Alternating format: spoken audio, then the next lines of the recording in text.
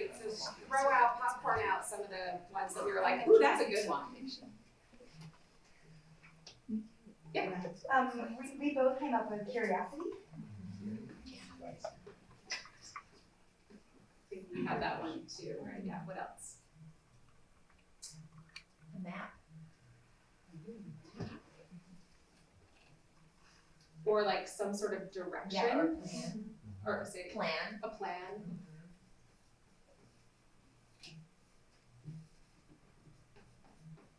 What else? Open-minded.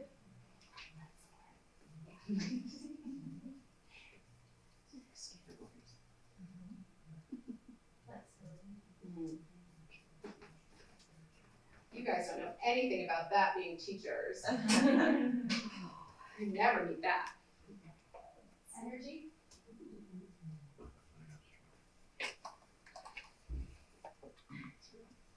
Perseverance. How do I have to spell? Is that all E's? I think so. All right. Humility. I was just like, on the tip of my tongue was like, willingness to fail, or like, you know, like, humility is a much better positive way to say that. You're so good. That's good bravery.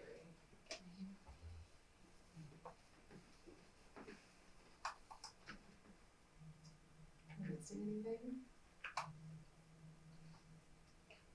My partner said valuing yourself. I love that. Value of self and others.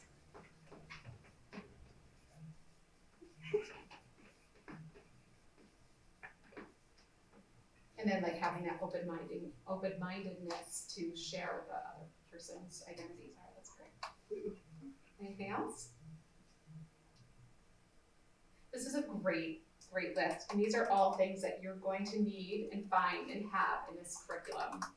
And the first thing, I'm so glad you said bravery, Crystal, because I'm gonna ask you to be brave right now and actually all day today by using your bodies and voices. So we're gonna do a little exercise right now just to get our bodies warmed up and thinking musically a little bit. So can we all stand and give yourself a little bit of space?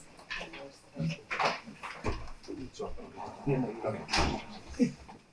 we're just gonna do a little body percussion to get some rhythm flowing in our bodies. And yeah, hopefully I remember it. This is what it's gonna look like. It looks like this. So I'll do it and then we're just gonna try it, see what happens. It goes like this.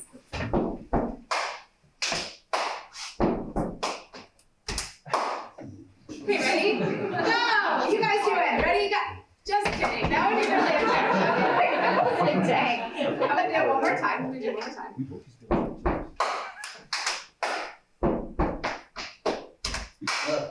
You got it, right? You wanna try it? Let's just see what happens. Okay. Ready, go. Ah! I did it. Here we go. Start over. Ready, go.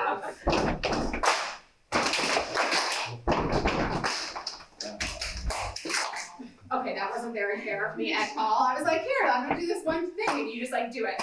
What do you need to help you succeed? What do you think you need? Like, what can I give you to help you succeed? Scaffolding. Break it down. Okay, break it down. So, just like bit by bit. Yeah, let's try bit by bit. Small chunks. Great idea. Great strategy. So, the first part.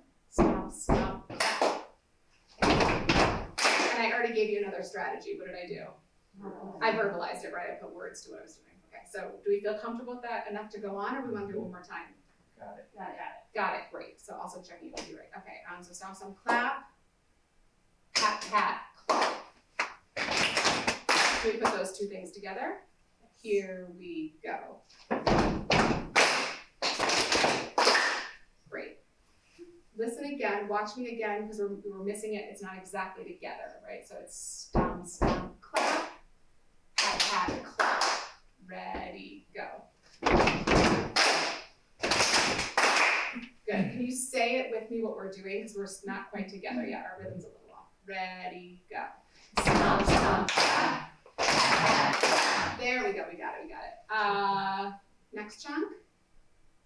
Stomp, stomp. down, up, down, down. Stomp, stomp, down, up, down, up, down. Why don't you take some time by yourselves to just figure that part out? Okay, so whatever you need to do that. Like if you want to like practice it a little bit on your own, you can go for it.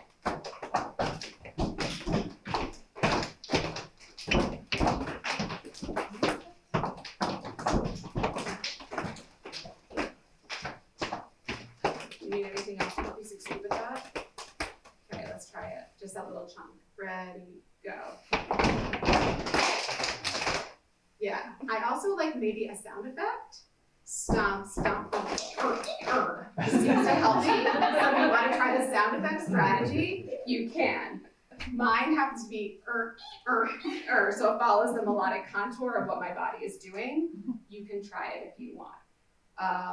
Let's try that just a little chunk. Here we go. Stomp, stomp, kind of works. Can we put it through from the beginning? Okay, start with the stomps. Clap, clap, clap. Okay. Ready, go. Stomp, stomp, clap.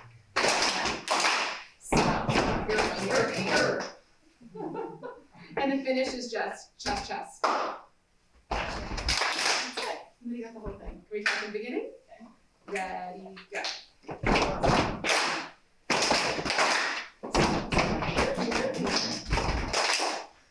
That was it. That was totally it. Should we get up to speed? Yeah, let's try it. Guess what? We can be open-minded and flexible and have humility about the whole thing, because if it fails, it doesn't really matter. Right? It's live music. The stakes are very low here. If it doesn't work out, it's okay. It's gone forever. Ready, go.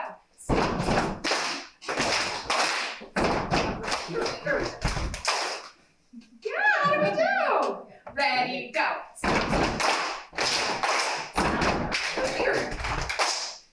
And my suggestion in life is always to end big and with like a, yeah, like what? Like I got it, right? So like give like a full face and then you're like, what? I got it. So yeah. Great. So have a seat. Thank you for all doing that. Thank you for doing that and having the humility to try. Some strategies that we did to make it a little bit easier. What were they? Chunks. Verbalizing. Slow down tempo. Time on your own. Repetition. Yeah. So a lot of what you'll find in this curriculum with music too, it's tough, right? You can't see music. Like you can write the notes out, but most of our students aren't reading music yet. And you'll find that some of the rhythms that we're doing in the world music, they're really, really complicated on the page. And then when you take them off the page and you just listen to what you just feel it in your body. And that's really a lot of what happens in this curriculum. So hopefully by what we're going to do today, you'll feel the music instead of, especially for my classroom teachers who might not be familiar with music, you look at it, it's like we're trying to read another language. Whereas what we're gonna do is we're gonna try to experience it as much as we can today, so you'll be comfortable in bringing it back to your classroom. Great. So how does this curriculum work? So this is like a big fat book, right? I'm gonna try to break it down for you all so you know how to bring it to your classroom. For those of you who don't know, the culminating experience of Musical Explorers is that your students will come to the Newman Center and see the 3 artists that you are going to meet today and the 3 artists that you will be bringing into your classrooms. These artists become like rock stars to your kids.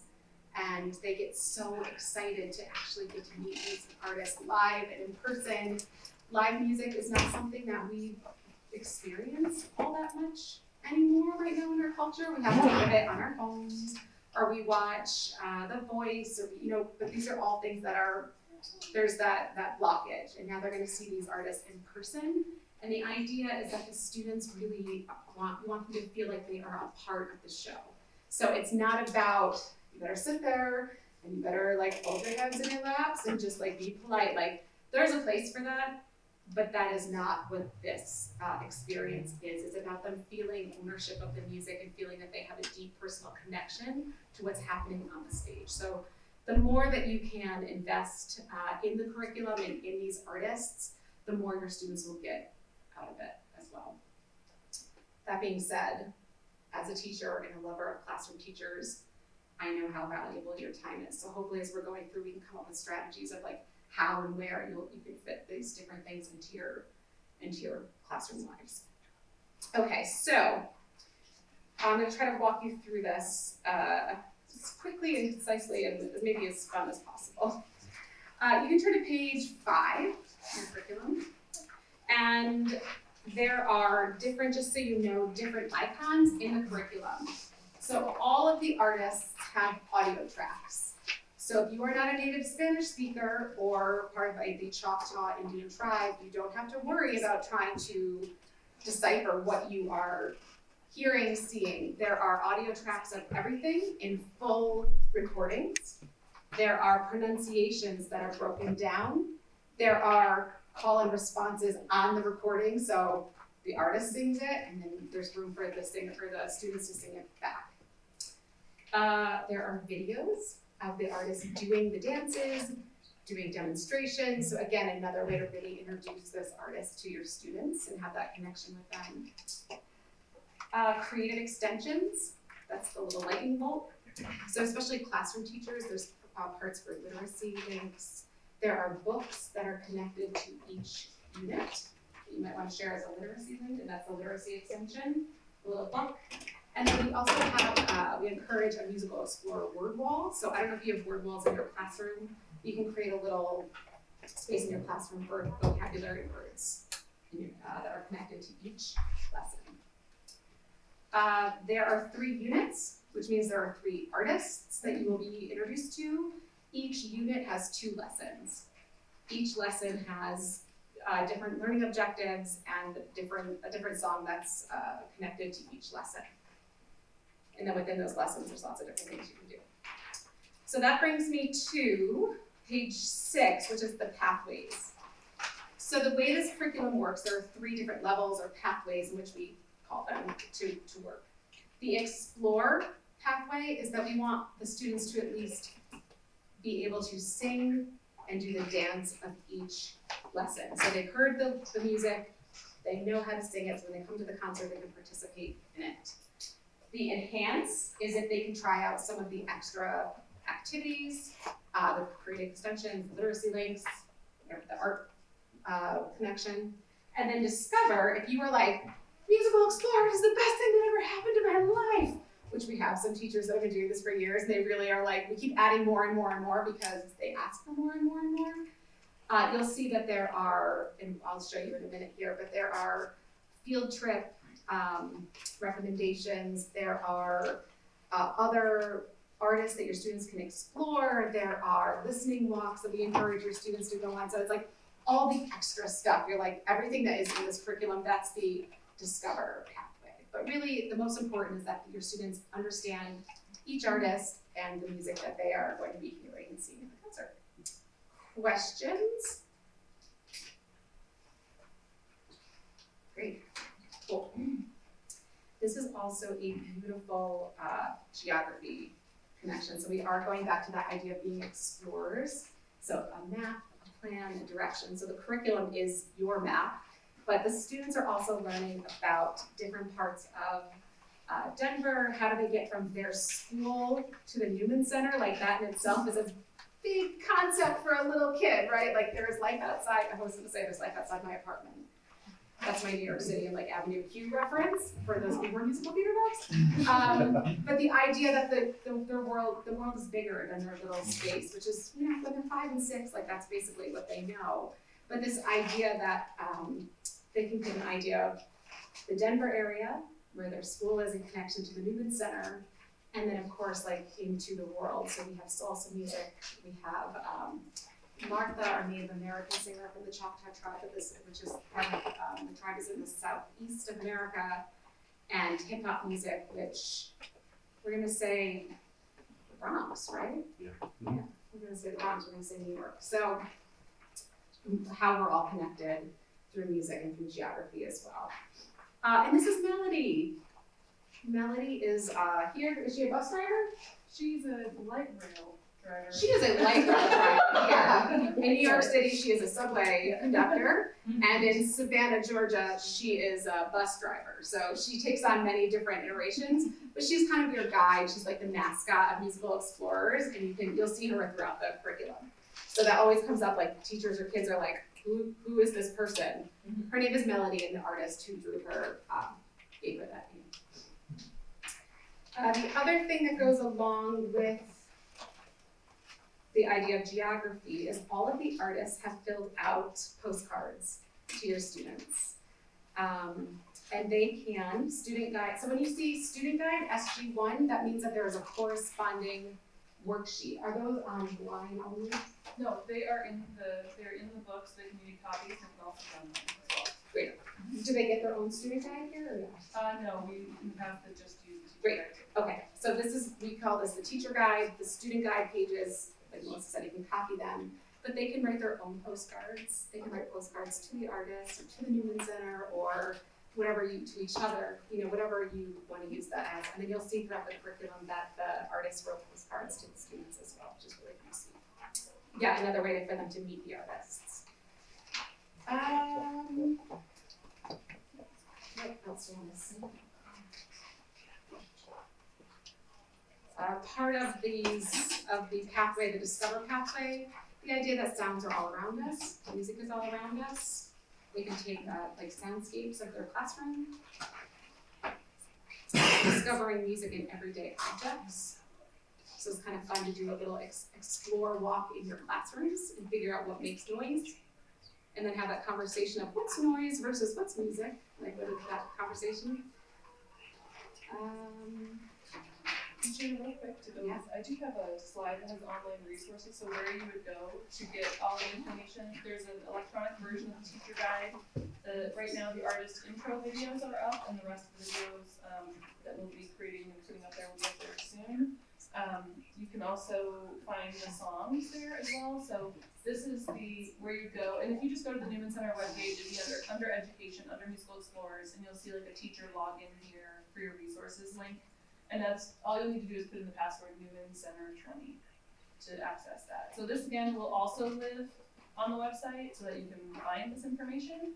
But I just want to make sure that you have that as well. So if you go to our website and head to Musical Explorers, you'll be able to log in there and get all the resources you need. So we've also included in the front of the book vocal and body warm-ups. So if you are doing Musical Explorers for the day or music teachers, it's always nice to have new ideas of warm-ups to do with your students.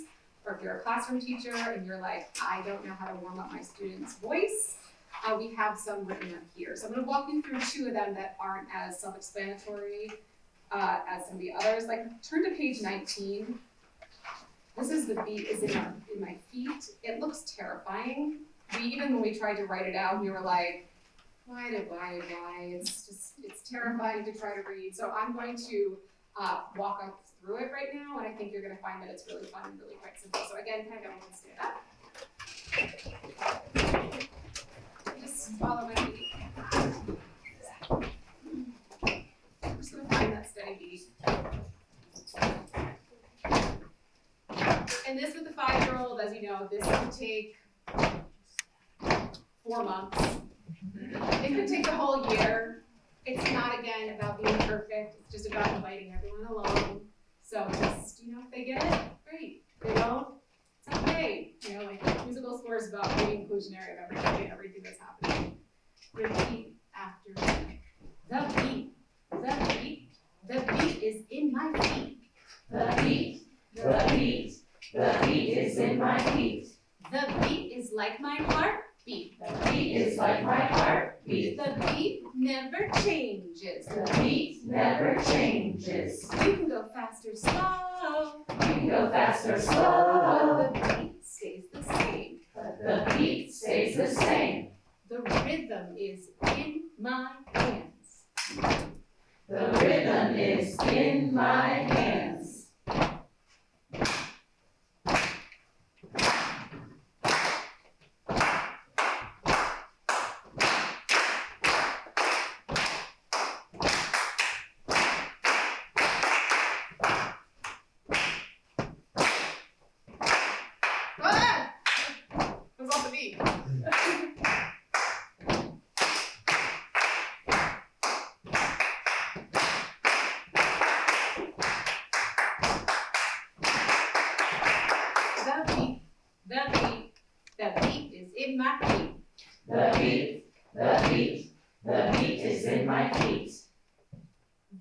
seriously, this was the best, the reason why I messed up, because in my head I was thinking, they all can do this. I literally have never had a group of human beings in the same room, like usually teachers like, with someone, I can't do the hands and the feet at the same time. So you were all very rhythmically and musically inclined. Congratulations, that was fantastic. So it looks way scarier on the page than what we just did, but that's what that translates to in real life. So congratulations. My other favorite that I love, especially if you are not a singer and you are not comfortable singing out Louise in your classrooms, it's a great warm up to just get your voice going without having to actually sing. So it's the apple tree and it goes like this. I want you to imagine that there's a big beautiful apple tree in the room above you. And I want you to, with your left hand, I want you to reach up on your tippy toes and pick the most beautiful apple that you see. Reach up, and grab it. And you need to clean it off with your breath, like this. Let me hear that. Good, good. We're gonna take a huge bite, the biggest bite you can think of, and I know that you're gonna take a big bite because I'm gonna hear it like this. Let me hear it. Good, and then you're gonna chew it, and the more I hear you go, because I know how delicious it is.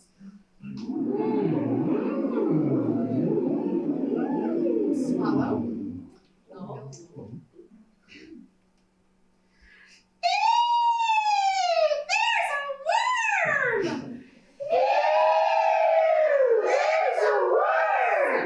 Shake it out, that's really nasty. But then I'm still so hungry, so I reach up with my other hand. Grab it. Hand it up. Take a bite. Chew it. Swallow. Oh. I don't know what the odds are, but it happened again!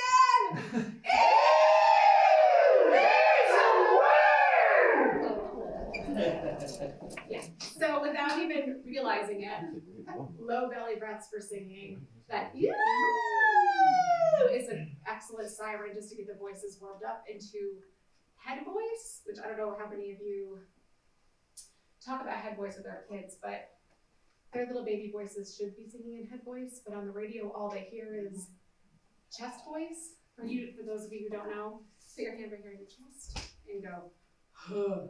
Do you feel the vibration? Yes. Go.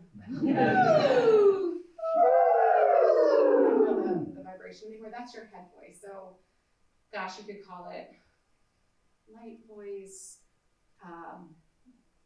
baby bird voice, whatever you want to call it. I don't know if any of you music teachers do have a special name for your head voice. Head voice. Head voice. I like that.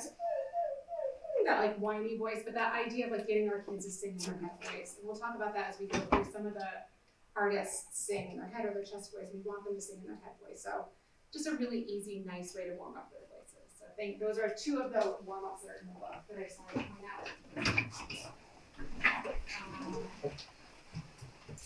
My favorite, the musical scores. So there is a theme song. It is called the Musical Explorer song. How many of you did this again last year? Some of you. It gets in your ear. It's the biggest earworm. I'm sorry. It just is, but it's a great song. And the cool thing about the Musical Explorer song is the only thing in the curriculum that doesn't change. So for those of you who are invested in the program, you've done the program, you come back to it and it feels like a warm hug because you're like, oh, I know this song. And then it's also really cool from the geography standpoint to be like, yeah, every musical explorer in the Denver area who does this, they also have a musical explorer song and they sing it. And the students in New York City sing musical explorer song. In the city, we have kids all over the country singing musical explorer song, and I think that's something that's kind of a neat little tidbit. There is sign language that is not ASL. It's more of like, I would say, let's not call it sign language. It's a movement that goes along with it. Just want to make sure that you know that it's not official ASL, but there are some movements that go along with the chorus. So that's like the really easy way to start. So I'll teach that now. We can pick it up, and then we have to sing the Musical Explorer song, especially for my new friends, because then that means you're officially musical explorers. Artists, you will all sing a Musical Explorer song in the concert as well, just so you know, just so you know. Great. So this is how it goes. So it's, I can sing it, and this is the movement. I can say it, it's at the corner of your mouth, little like circles, and you can go forward.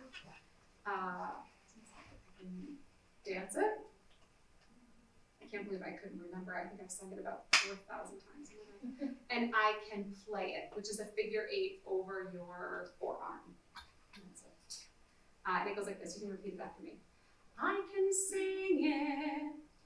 I can sing it. Beautiful. I can say it. I can say it. I can dance it. I can dance it. I can play it. I can play it. Yes. It's a beautiful choir in here. I think it's so lovely. So that's the chorus of it, and the whole song is on page. Do you read music? On page 20. If you don't read music, the lyrics are on page 21 with this adorable student showing you the motions as well. I think we should sing through Do it. you should play this song?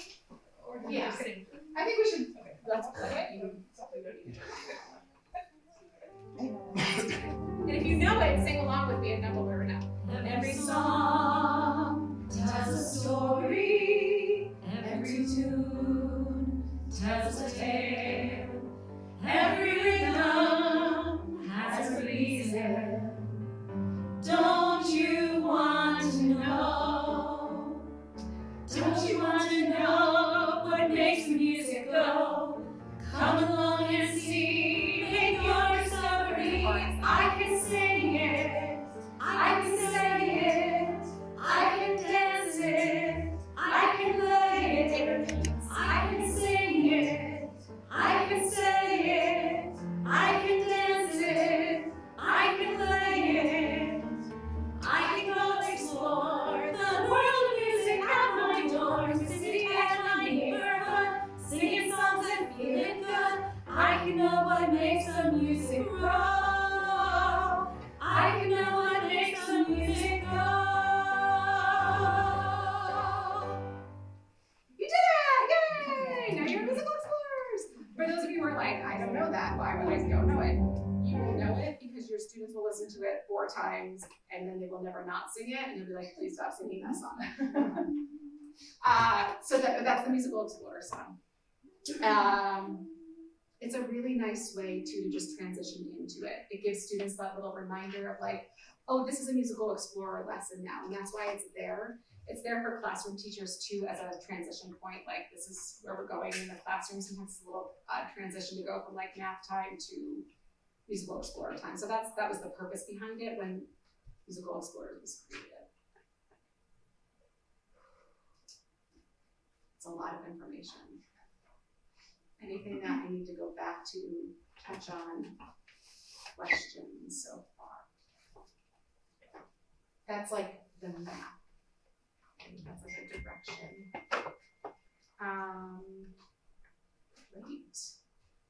Let's start with some of our artists. So Martha is, okay, this is the other thing I need to let you know. The order of the curriculum is in no particular order. So if you are doing something in the classroom where you see a really beautiful connection to something that you were teaching, you can jump around. That's completely in your power and your control. So it's just written the way it's written. I don't know, a lot of times it's for like layout reasons. I don't really have a reason, there's no really rhyme or reason.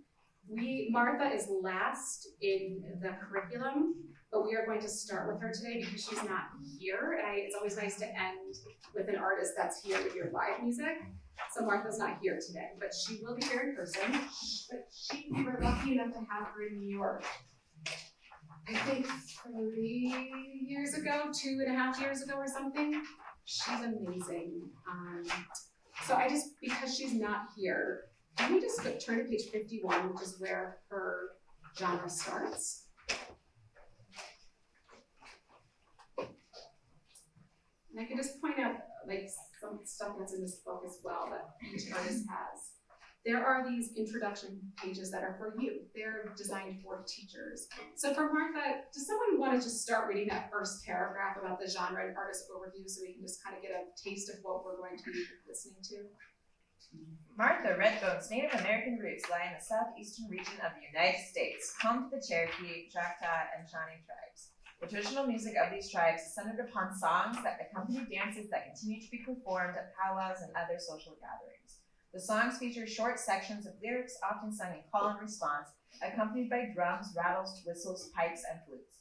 All of these instruments have spiritual significance and are made from natural elements. Gourds become rattles and logs become water drums. Starting in the 1700s, Native American music was altered by the arrival of British traders who introduced the fiddle and by African influences shared throughout the South. Okay, does someone want to continue?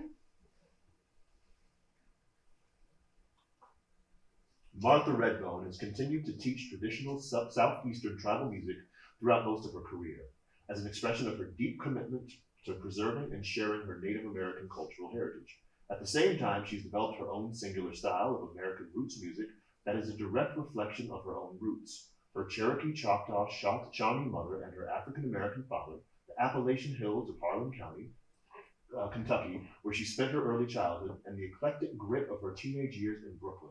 Combining the vocal style of her gospel-singing father with the spirit of her mother's Native American culture, she proudly broadens the boundaries of Native Americana. Great. And Martha, you'll hear her the first lesson is all about social dances and traditional Choctaw music. And then the second piece is really that infusion of all these different styles that have made the artist that she is today. She's currently also writing a musical, incorporating all of her background as well in New York. Is being workshopped at the Public, where that's where like Fun Home and lots of other bigger musicals have been coming to life. So she's pretty amazing. You'll also see that each one of our artists has resources for teachers. So if you want more just for your own learning, there's different videos, readings, and then resources right here in Denver. And that was important for us too, to make sure that we're also connecting with communities that are here in Denver. So even though she's from the southeastern part of the country, having those resources, I reached out to a number of people who would know some great resources for teachers. So that's where that list came from. Some a little bit of research on my end, but that's a good way of also incorporating, what's happening here or what has, who all lives in the Denver immigrant communities as well. Then if you turn the page, you'll see one of those beautiful postcards, those kid postcards. Now, is it Martha or Martha? Martha. Did I say Martha? I just want to. It's Martha, yeah. And then this is where, we love these pictures. There's usually a picture of the artist when they were the same age as your students. Because students have a hard time believing that we were all once their age, right? So like when they see the artist as little kids, they're like, what? They're just like me. And then there's just some really great questions that are geared towards questions that kids might ask. For them. So because Martha is part of Carnegie Hall's national program, we have these great videos. So again, it's always better to have the live musician here, which we will have for our other two genres, but it's also better for me to have the artists be able to speak for themselves than me to have kind of talk for them. So I thought we could walk through some of these videos and learn from Martha, and then I can fill in where we need pronunciation and different things that might come up. Is that okay with everybody? So this is her introduction video, just so that you can share this with the kids or use it to get to know who Martha is. Wahe, wahe, wahe, wahe, wahe. CEO, Halito Musical Explorers. My name is Martha, and I'm a singer-songwriter living in Brooklyn, New York. I'm Southeastern. My mom was from Kentucky, and she is Cherokee, Shawnee, and Choctaw, and my dad is African American. I was born in New York City, but raised with my grandparents in Black Mountain, Kentucky. And in Black Mountain, we have what we call mountain culture. It's traditional, native, we sing songs, we have ceremonies and prayers. And I went to school in the mountains where I played raked leaves, helped with indoor, outdoor chores, and did an awful lot of traditional singing with my family and my cousins. When I was a child, I loved to sing and dance with my friends and my family. I remember that we had a traditional dance performance at our school, and my grandma made me a beautiful traditional skirt, kind of like the one I'm wearing right now. I was so excited about the performance that once we got on stage, I spun myself around and ended up going in the exact opposite direction from the other kids. When I turned around and saw that everyone was on the other side of the stage, I quickly ran to catch up the pace, and we finished out the performance. That was close. Singing those traditional songs as a child, I absolutely loved, and it made me realize now that I'm a grown-up how important these songs are and how important it is to preserve my family culture and our heritage. I grew up hearing the beautiful traditional folk songs of my mom's culture and the beautiful gospel music of my dad's culture in North Carolina. Today I'm a professional musician, and I love incorporating traditional Native American music with my own original compositions. Our style of singing is a call and response form. There's always a leader, and the rest of the community will follow. The traditional songs that we sing honor the earth, they honor nature, animals, ceremonies, and preserve our culture. In Southeastern tribal culture, many of the tribes are matriarchal, which means that the women rule. That is one of the main things that sparks me and inspires me to continue the traditions of my family culture and singing these songs and being able to share them, not only with my own child now that I'm a mother today, but to also teach them to all of you. Many of these songs are centuries old, hundreds and hundreds of years old. These songs have been sung by my ancestors. My favorite part of being a musician is that I get to sing all the time, and singing makes me feel happy. I love singing with friends and family, and I love the idea of preserving our culture for years to come.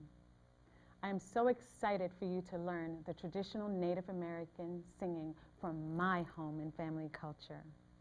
Wado, Yakoke.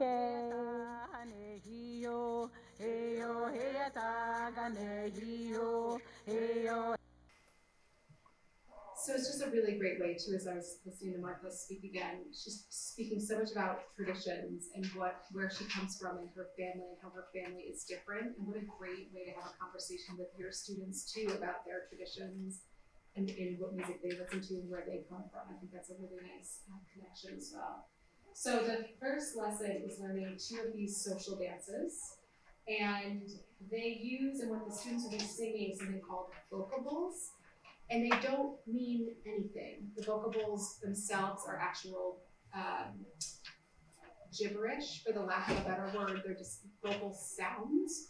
And that's so everybody can be included. So these dances were really part of these gatherings or these powwows, and it was a sense of community to celebrate something. So that's what we'll be learning. The first one is the Choctaw drum dance. Hey ya yo, hey ya yo, hey ya yo. Native American social dances include singing, movement, and percussion. They are performed at social gatherings and powwows that bring different tribes together. You're about to learn 3 of these dances: the Choctaw drum dance, the Cherokee bear dance, and the Cherokee friendship dance.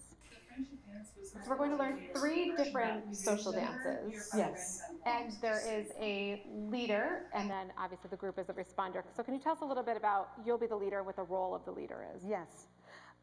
This first song is the Choctaw drum dance song. And usually with the Southeastern Tribal, and Southeastern Tribal songs are done also in a call and response, because a lot of the culture of the Native Americans in the South were also mixed with Africans during the slavery times. And so a lot of our culture is very similar. And that's also the beauty of the sounds. We have incorporate rhythms, and we use what we call vocables. And I thought for our lessons, it would be easier for us to teach a vocable rather than the languages, because we're doing Choctaw and Cherokee. I thought for the ease of teaching the children, I didn't want to teach too many different sounds, because we have lots of different phonetic sounds and consonant sounds that we use. We have, words and letters like he and things like that, and we don't want to cause confusion with some of those. So what we have are phonetic vocable sounds, which is kind of like jazz, ooby dooby dooby, sha la la, dooby dooby doo, but we say hey Yahweh, hey Yah, and different versions of that. So with the Choctaw dance, I'll be the leader, and then you'll follow. The first part will be yo ale yo ya hele hey hey ya. We try that. Yo ale yo ya hele hey hey ya. That sounds good. One more time. Yo ale yo ya hele hey hey ya.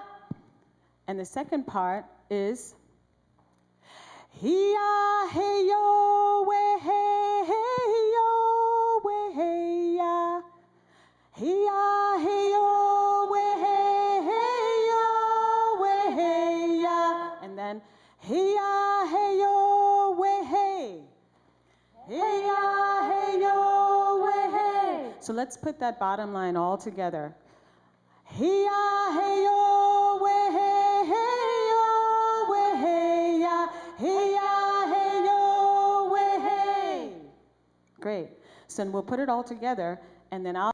So I'm noticing, and you'll see that she's not, like it says hey, and she's saying ho, it's okay. Like, I think always go with the recording or with what you're hearing, which is always more true than to what is written. Again, usually what happens is with our artists is we are listening to them, and so much of this music is folk music. It's not meant to be written down, but we have to find a way to write it down.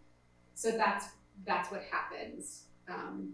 Always go with what the artist is presenting themselves audibly more than what's on the page. I'll sing the lead, and then you sing these parts together. Does that sound good? Sounds great. Here we go. Yo ale yo ya hele ya, yo ale yo ya hele ya, yo ale yo ya hele he he ya, yo ale yo ya hele ya, yo ale yo ya hele ya, yo ale yo ya hele he he ya, hiya he yo we he ya, hiya he yo we he ya, hiya he yo we he he. Hiya hey yo we, hiya hey yo we, hiya hey yo we, hiya hey yo we, hiya hey yo we. Good, great. It's a little tricky, but I think you can get it. It sounds. That's basically the call and response. Does that make sense to everyone? Great. Thank you for just like jumping right in and going along with the recording of what Martha's asking you to do. That's perfect. That's exactly right. What she was saying too, there is always a caller and a responder. Like that is something that is like the traditional way to do it in your classrooms. If you want to have them split up and have your students learn the call, if they're really into it, they can. But the idea is that they will be the responders at the concert. Sounds good. And how does the movement go along with that? So with this particular one, this dance is in a circle, only you don't hold hands, you do follow the leader. And we have, with the Choctaw culture, we have the men will sing and the women will do the circle, and they'll do the response as well. But for the sake of the classroom, times have changed. We'll have everybody try everything, okay? So you would go around in a circle. So you make your circle, and then you follow the leader. Yo ale yo ya hele ya, yo ale yo hele ya, yo ale yo ya hele ya hele ya, yo ale yo ya hele ya, yo ale yo ya hele ya, ya he yo we he ya, ya he yo we he ya, like that. Yo we he ya, ya he yo we he. So that's the first dance. Yes, And that's the drum dance, yes? that's the So that's Choctaw really- drum dance. And what That's is the really as next- simple as it is. You are just getting in a circle and you were just step together, step together, step together. And you'll see how Martha, she is a little bit lower in her body. That's all that is. And we want your students to be able to do that. At the concert, we had like a small group of students come up on stage and join Martha, which is really fun, and maybe that'll happen at your show, I'm not sure. In the audience, it might just be like a back and forth kind of feel of getting the dance at your feet. And then we're gonna go on to the second dance, great. Next dance that we're gonna learn. The next dance is the Cherokee Bear Dance. Bear dance, yep. And that's great fun because this the Cherokee Bear Dance, the kids get to act like bears. So that's great fun. So I'll teach you how we normally do it is there's a leader and the kids will usually just dance in a circle like a bear. So you do the follow the leader like the previous dance, and then there's a long note that I'll show you, and then that's when you turn around to the person behind you and you go like that and you face each other. So it kind of, you might divide it in 2 lines maybe and have them follow around or something and then stop and then face each other and do that. So I'll sing it to you. And I think it would be really good fun for them to get that around their tongues as well. Can we get that around our tongues? Yes. You want to try it? Ready? Yes. So I'll do it in the pitch for the kids. Hey yo, hey ta gane yo. Hey yo, hey ta gane yo. Hey yo, hey ta hane yo. Hey yo, hey ta gane yo. Hey yo, hey ta gane yo. Hey yo, hey ta gane yo. The last one. Hey yo, hey ta gane yo.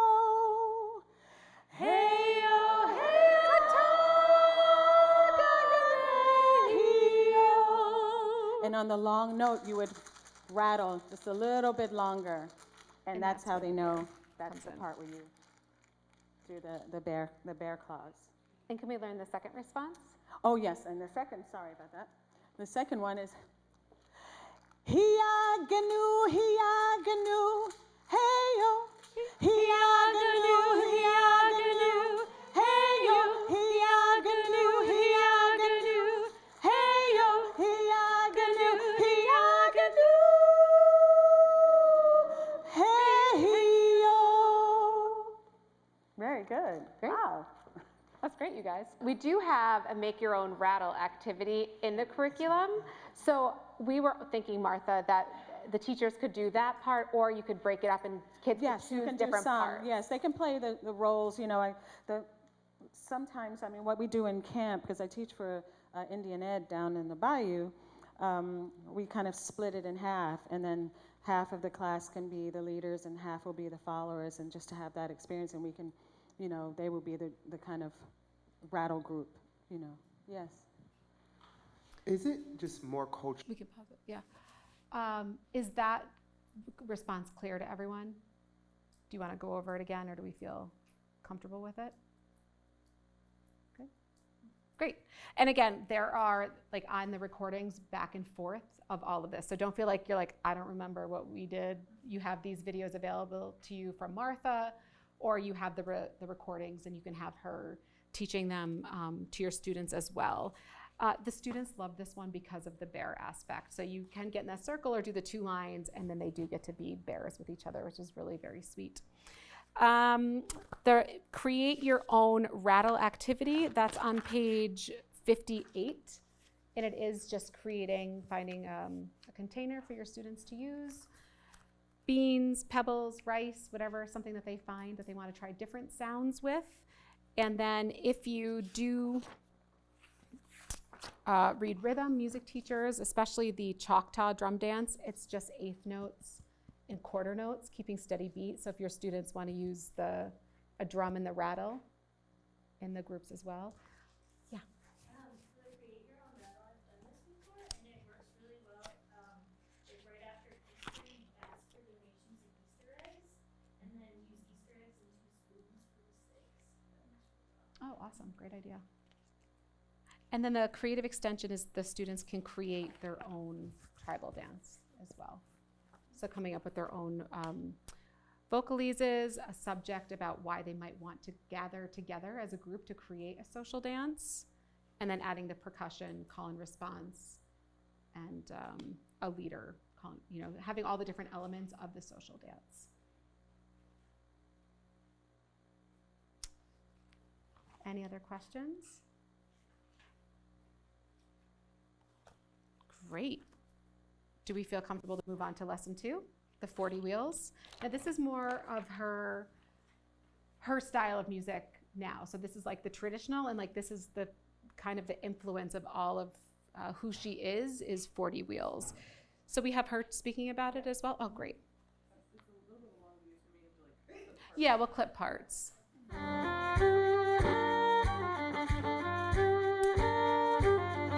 Oh, can you just pause it for 1 second too? Martha? Oh, there's me again. So also the pianist, Aaron, is her husband. I just feel like kids ask these questions and Aaron will probably be at the show. I'm guessing that he'll be with her. I just feel like kids like these little tidbits of information. So yeah, they're always like, is that her boyfriend? Or is that, like they're like really into that. So like, actually, this one is for once only, like that, yes, that's her husband. Like usually they're like, no, they're colleagues. Like, no, this is her husband. So he also helps her compose. This original music brings together both her Native American and African American roots. In her song 40 Wheels, she tells the story of the Trail of Tears, a sad and difficult time in our history when southeastern tribes were forced to leave their land and made to walk west to unknown territory. It's called 40 Wheels. And so the verse it talks about the 40 wheels and the sound that the 40 wheels represent. And so I say, 40 wheels up high on our mountainside, covered wagons coming, and our people ride. And we say, they're walking, and the kids might want to sing that. And then there's a chant, which I'll teach you. The vocal goes, way ya hey ya ha, way ya hey ya ha, way ya hey ya ha, way ya hey ya ha, way ya hey ya ha, way ya hey ya ha. Which is Great. very low for your students. And so we would say that's not so much a call and response. We sing everything together. So let's have a go at singing that together. And I'll sing my lead part. So maybe you as teachers can sing the verse. 40 wheels up high on a mountainside, covered wagons coming and my people ride. Walking, everybody sings, walking, walking, walking. Here we go. Way ya hey ya, way ya hey ya, way ya hey ya. Way ya hey ya, way ya hey ya, way ya hey ya. It was way up high, my great mama cried, when the cavalry took 1,000 lives. Walking, walking, walking, walking. Everybody, way ya hey ya, way ya hey ya, way ya hey ya,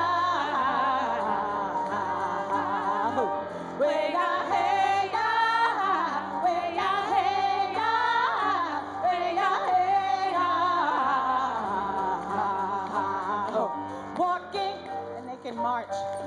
Walking, walking, walking.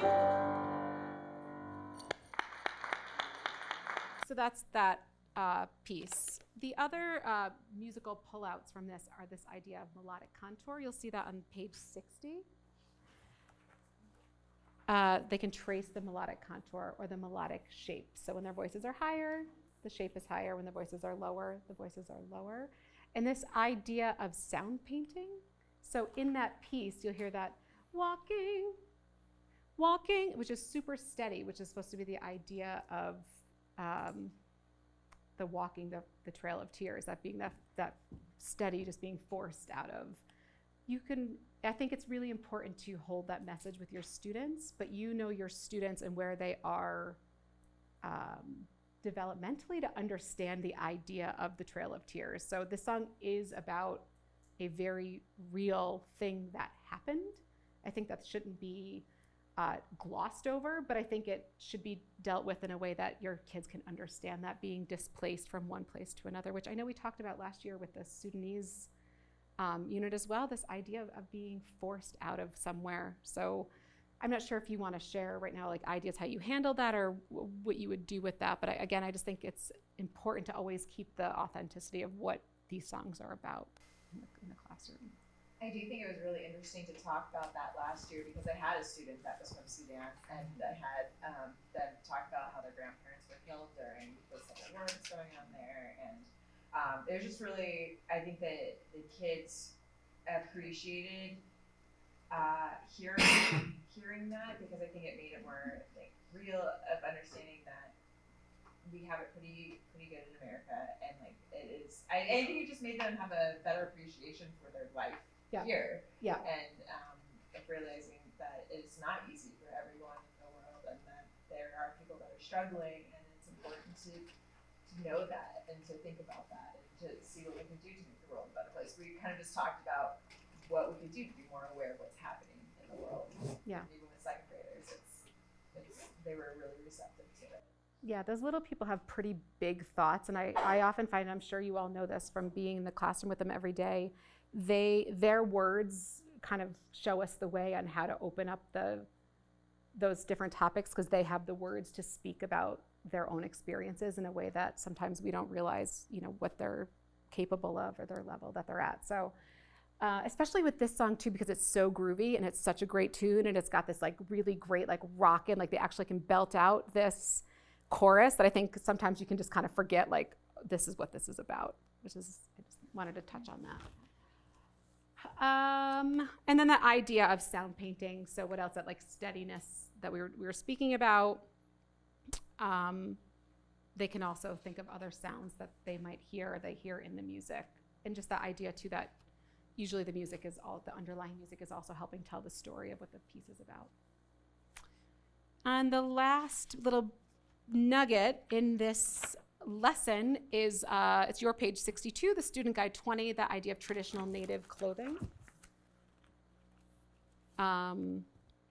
Just to give your students an insight to what Martha might wear in a traditional ceremony. I have a question about the literacy extension on this one. Yep. Where the one kills your feathers, is it just like a retelling of the tortoise and the hare, or is there a connection to the Trail of Tears in that? I'm not sure, actually. I don't know if you've ordered that one yet. Yeah, I'm not sure. But I think that's everything with Martha. There's also, so this was, the videos that you were watching are from the actual New York City professional development. If you want to go on, you can actually see like this teachers get up and do the circle dances. So if you're into, like, if you want to have a visual of what that actually looks like. But there are also videos,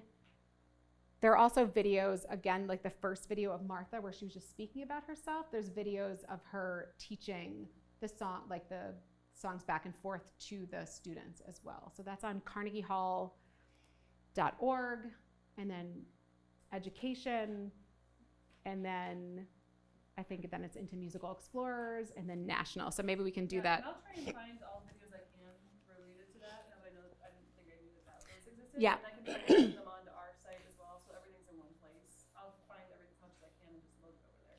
And she invites the students. She kind of does more of the dancing as well. Great.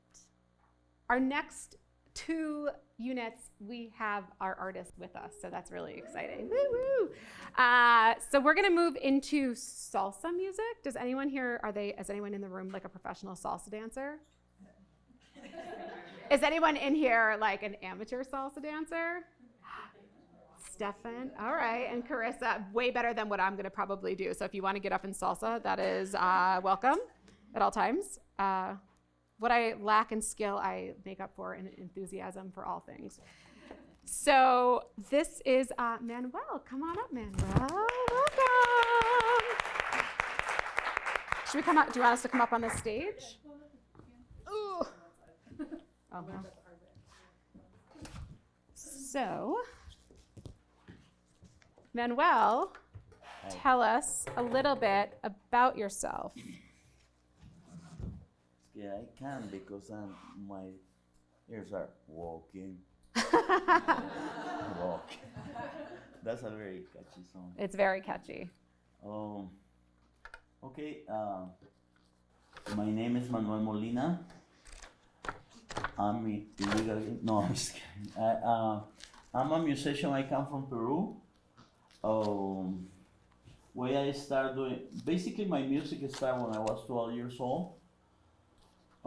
Because I discovered I used to live in a town that was like 8 hours from the capital, so it was kind of not many things happening there. So then I started realizing that I was very, when I used to get my cousin's guitar, it was easy, if I would hear a song, it would be easy to reproduce it.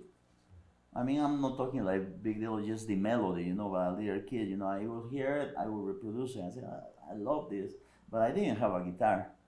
I couldn't even afford a guitar, but then I used to always get the guitar from my cousin, and then after I used to go to the institute there that they have guitar lessons, and I used to go and walk in there, and I used to tune the guitars of all the students, and then the teacher will come and say, are you registered? No, out.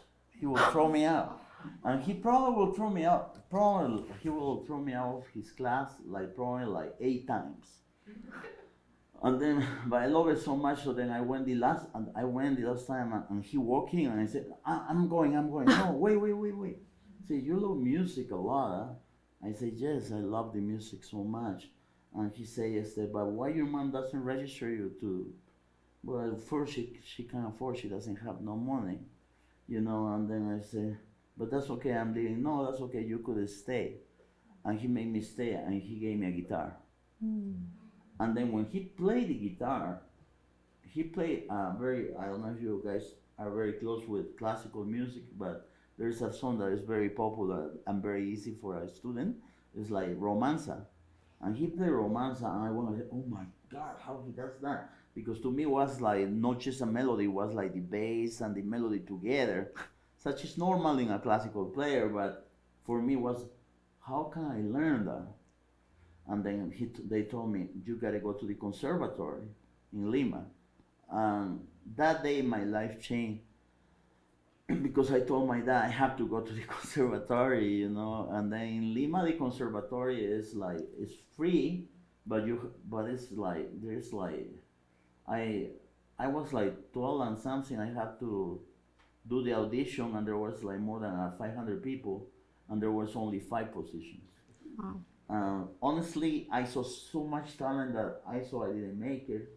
I was kind of crying, ready to cry. And I always remember my friend, her name is Edith Saldaña, she is in the symphony in Spain. She called me, Manuel, you made it. And I was so happy as hell. And that's the way that my live music started, because I didn't want to do anything, only music. But then eventually, I think this is important because I was a very, very, what you call traditional classical player.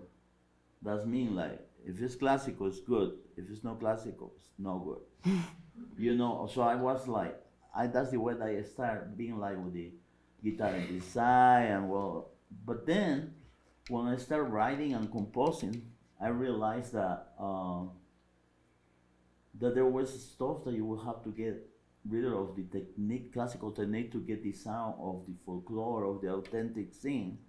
Or with the harmonies that you use, sometimes there are harmonies that they are so perfect, but you cannot just learn them with technique. You have to feel it, and you have to create it. You know, it's like when my mom will do a dish, and she will give the recipe, you know, and then they say, hey, I did it just like you told me, but it's not the same. Yeah. It's the same with music. It's the way, the touch, the way that you feel it.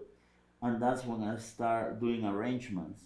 And when I start doing arrangements, when I fly to Panama, and I started doing arrangements just when I was like 17, I was doing arrangements like from symphony to a small group. So I started writing and writing. So I completely, my decision about like getting involved in different music and realized that I wasn't really a good classical player was because I was doing Recuerdos de la Alhambra. That is a very simple, popular tune in classical to know, and that was in the concert as a student, and I don't know how you call the last concert. So The recital. Recital, that's what they call it here.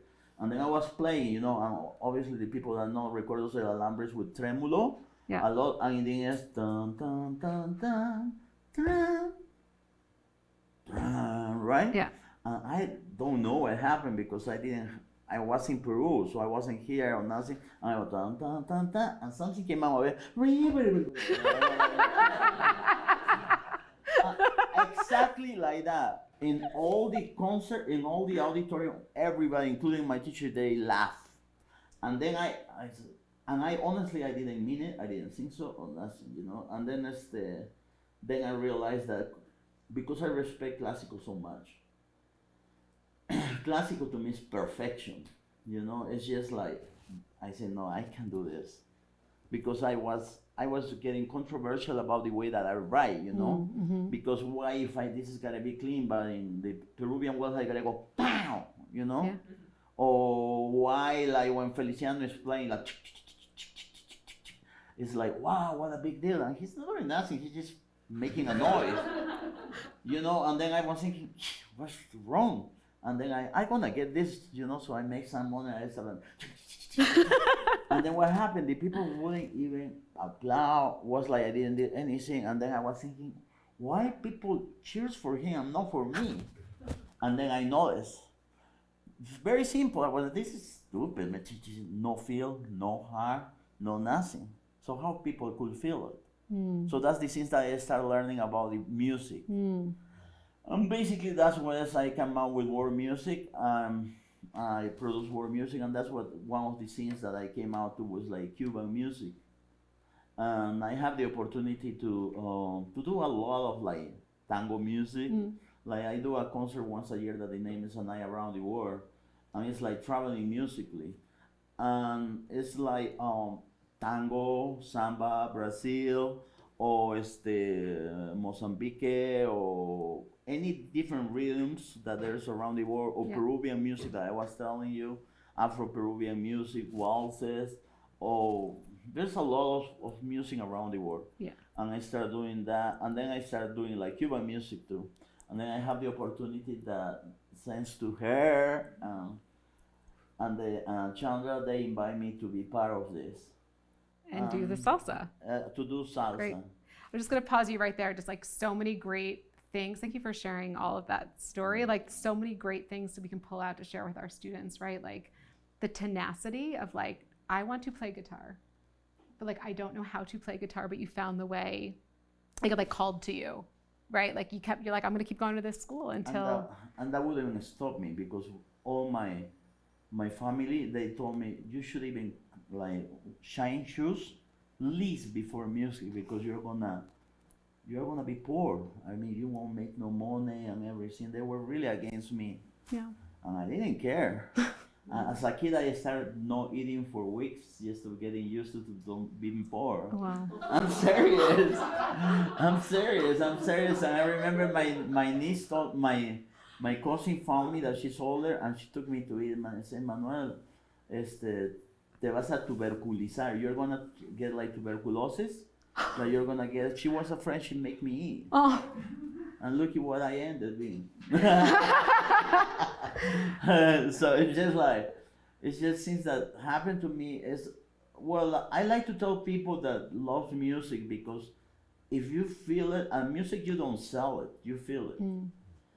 And sometimes you might don't have the greatest technique. I don't know if this happens sometimes even with popular singers or whatever. Sometimes you see they sound terrible, you know, but they have that magic connection. If that magic connection is, I mean, they might not be great, but they know how to express themselves, and they touch you. And the way that's magic for me. For me, music is expression. Music is touch hearts. If you don't touch hearts, it's like, it's no music. It's nothing. You know, so that's basically, that's what is so important. And when I'm talking about because I like this about teaching the kids and doing the music that I'm doing now, is because I didn't have the opportunity to be exposed to things like that. Or like, you weren't given the permission. Huh? You weren't given the permission to try it, right? Like you needed to make your own permissions. No, not only that, like as example, like let's say everybody should know, if you're musicians, Paco de Lucia. Paco de Lucia is the #1 in the world, greatest flamenco player, that he's dead now. Unfortunately, he was very young when he died, but I went to see him, but I couldn't pay for. So I was really trying to go to the Magic Door, you know, in the auditorium in Peru. I couldn't, and then I was there, and then Paco comes and he started walking in there, and they was with one guy from Argentina that he used to do his hair, and he knew me. I said, hey, and then the guy said, Paco, can you? Sure. And he let me go in, and I that's the way that I saw Paco. I have all the alternatives. There was one time the musical scene, they have the musical day, when musicians day, they do a big concert with the symphony and with all the musicians and everybody there. And then I want to be there. I couldn't go there, but my friends, they were playing there.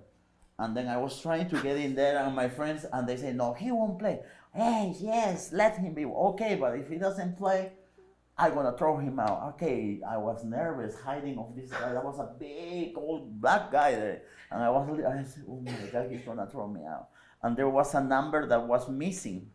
And this guy says, we need a number because these people is not here. And my friend that played violin tells him, hey, we have a number with him. And they put me a tuxedo jacket. I was with jeans that they were all broke, but not because the style, just because I was poor.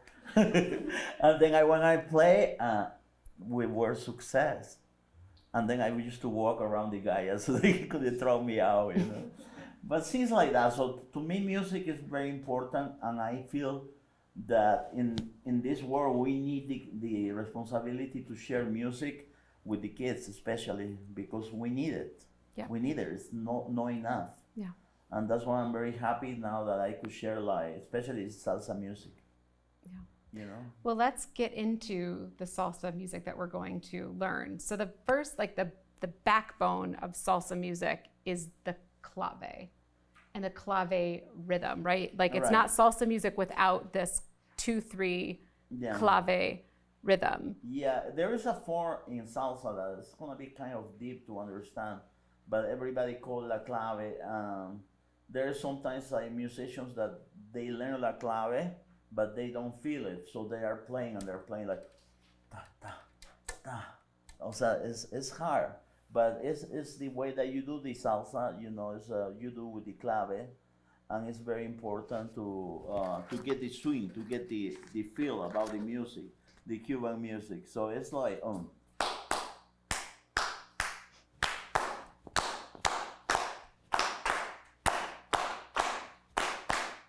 keep going.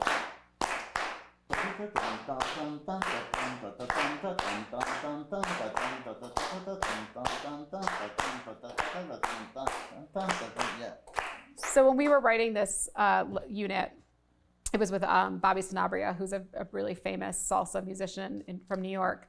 He likes, he came up with this words to help our students. So it's bistec, chuleta, bistec, chuleta, bistec. So steak and pork chops. So bistec, chuleta. So you'll see on page 45, which is student guide 15, a way for your students to create their own 2-3 clave pattern. So I don't know, whatever you think your students would come up with, ice cream and some cake, ice cream and some cake. You know, they might come up with their own. So have them try out different rhythms. Words have rhythms. This is a great one to do in the classroom as well, right? To talk about the rhythm of words. They also can follow along the steady beat with their fingers. If, you know, da, da, da, ba, ba, ba, ba, ba, ba, ba. That's basically the clave rhythm, but it's just really important for them to hear it. So when they're listening along to the pieces, and we'll practice that too when we listen right now.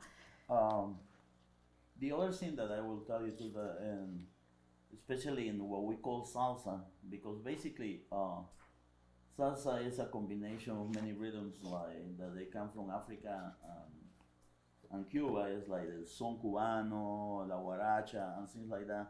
So then the salsa basically is very well known for los coros y el soneo. You know what's the soneo, right? The soneo is like, let's say when, as example, they will say, vámonos pa'l monte, el coro, pa'l monte para gozar, pam. Vámonos pa'l monte, pam. Que el monte me gusta más. Okay, that's the coro. So right after the coro, there's the sonero. The guy start improvising. But whatever he feels, ay, vámonos pa'l monte, oye, mira esta muchachita. You know, start singing whatever is happening in the moment.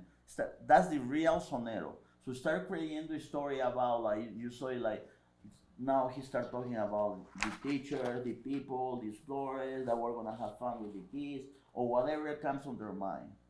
Not everybody could do it. Only soneros like Oscar de Leon or people like that, you know, and that's very important too, because it's just like when people is rapping, you know, they're rapping as something like that. That's the same thing happened with the soneo. The only thing soneo is more than rhythmic, besides rhythmic, is melody. It's like improvised melody. Yeah. The words are improvised. Yeah, and just improvise it, but with the words that they gotta match. But it's not like when you learn a song and you learn the soneo of the song. Right. It's just like you create it right there. You know. Right. Well, the first song is El Manicero, which is the peanut vendor. So let's. Do we want to just listen to a little bit of the recording, Melissa, or how do you want to approach it?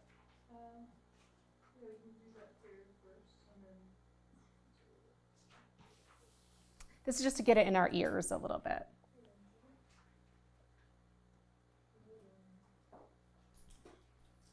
And if you want to tap that clave rhythm as you're listening to it, see if you can find it.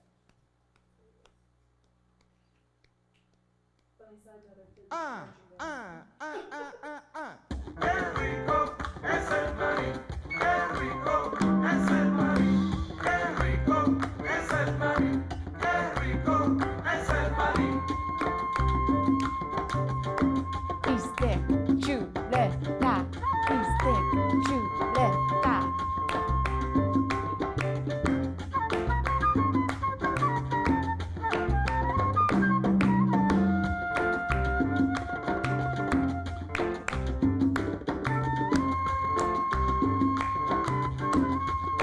That's good, Melissa. Yeah. That's good. Yeah. And all that it is, right, Manuel, is que rico es el maní. In the end, there's a lyric coro that say, oye que rico son. Dice, oye que rico son, oye que rico son. In the end, that's the only thing. Oye que rico son. Which the students will pick up on that. That's not in the No, the but on the curriculum. recording is. Yes. Mm-hmm. So can we just like try that a little bit? So it's just que rico es el maní. That's basically it. You guys got it. Mm-hmm. And then the second chorus, ya se va manicero, ya se va. Ya se va manicero, ya se va. Mm-hmm. We do that right, Manuel? Ya se va el manicero. El manicero. Okay, we have it a little different here. It's just written a little different in here, but Yeah. can you say it again? Ya se va is like it's going. Manicero, pero it's like you need the Spanish word before. El manicero. El manicero. Ya se va el manicero. Es que es el manicero. El manicero. Yeah. Ya se va el manicero. Ya Se se va. va. Ya digo. Ya se va el manicero, ya se va. And that's basically the peanut vendor. There he goes. Sí, sí, sí, sí. Have some of these peanuts, and there he goes. So that's basically that's the entire song. It's funny because there are so many stories that they do it there. In the end, like they do choros and they do improvisations like about the manicero. Mira, se está taking it all limones, doing whatever. It's very. What I like, what the nice thing about salsa is a lot of rhythms. Is you have to feel it, you move. It's spontaneous, a lot of the spontaneous. You have a basic, but get into, So that's the good thing. Great. Questions about El Manicero?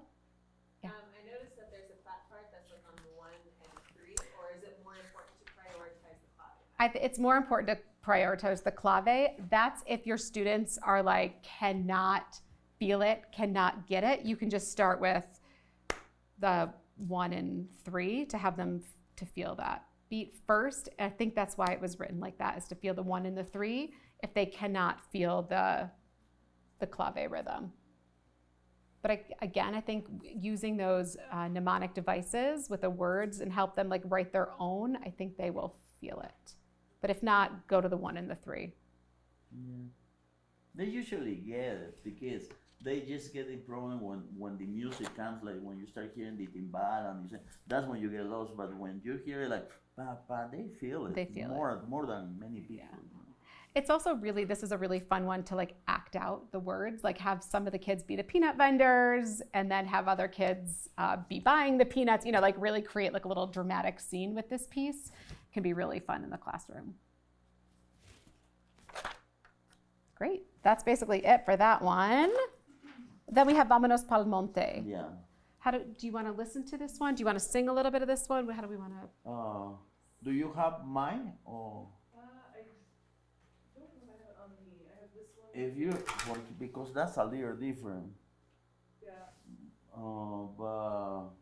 To go with the one that's written in the book, let's listen to this first, and then we can. And then we could see because I did a little different arrangement in Vámonos Pa'l Monte.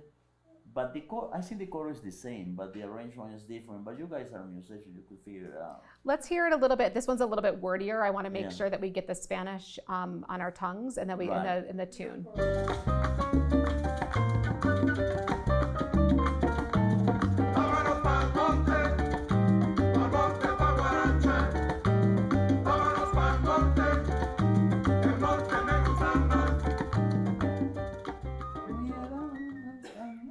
Can you say the words for us, Manuel, sure. And then we'll repeat them? Vámonos pa'l monte. Vámonos pa'l monte.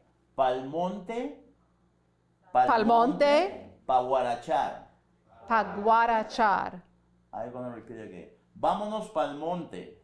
Vámonos pa'l monte. Pa'l monte pa' guarachar. Pa'l monte pa' guarachar. Again. Vámonos pa'l monte.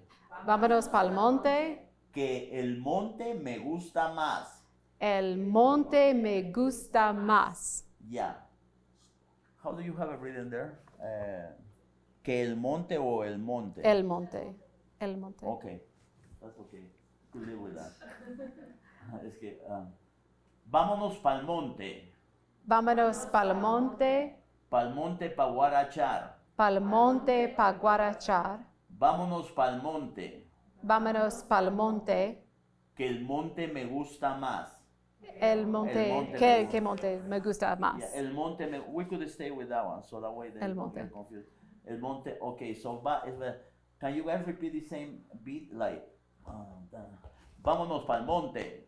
Vámonos pa'l monte. Vámonos pa'l monte. Vámonos pa'l monte. Vámonos pa'l monte. Vámonos pa'l monte. Vámonos pa'l monte. Vámonos pa'l monte. Vámonos pa'l monte. Vámonos pa'l monte. Okay, that's the feel. That's the feel. And then they will have to hear the recording because there's only one more thing in the end. Yeah, the second Yeah, chorus. yeah, So but- wait, what is this song about? What is the translation? This song is what I will call is like a descarga, because they usually use for descarga, because basically they're just talking, let's go to the mount, like monte, like como las montañas, to just have fun, because we like at the mountains. Like I used to say, vámonos pa'l monte para gozar. Yo decía, vámonos pa'l monte pa guarachar. Oye, vámonos pa'l monte. O sea, it's like everything is let's have fun en el monte. It's about like getting out of the chaos, right? Like getting out of the city, getting out of the chaos, and going to the countryside to have fun. Yeah, that's what it is. And around that, vámonos pa'l monte para gozar. Solos, music solo. Oh, vámonos pa'l monte, que el monte me gusta más. Oye, vámonos pa'l monte pa. Empieza el soneo, what I call, that people start improvising and the chorus keep responding. And there, after the solos, after everything, then there's come a last part. Like a for the second end, chorus. Can we hear the second chorus, Melissa? Oh, I don't know that really.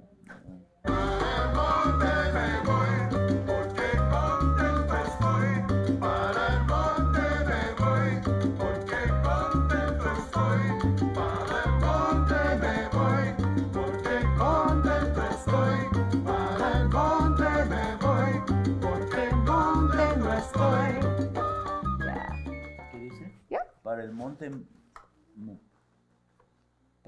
me voy. ¿Qué más? Yep. Para el monte me voy porque contento Contento estoy. Oh, yeah. Okay, para el monte me voy. Pa'l monte me voy. Porque contento estoy. Porque contento estoy. ¿Estoy o yo estoy? Estoy. ¿Estoy? Nada más. Yeah. Porque contento estoy. Porque contento estoy. Y no dice, para el monte no dice, para el monte, ¿no dice así? Pa'l monte. Right? Para el monte, yo voy. Me voy. Me voy. Para el monte me voy. Pa'l monte me voy. Porque contento estoy. Porque contento estoy. Yeah. Pa'l monte me voy. Porque contento estoy. Got it. Yeah. Should we try it? Can we try it? Yeah. Here we go. Pa'l monte me voy.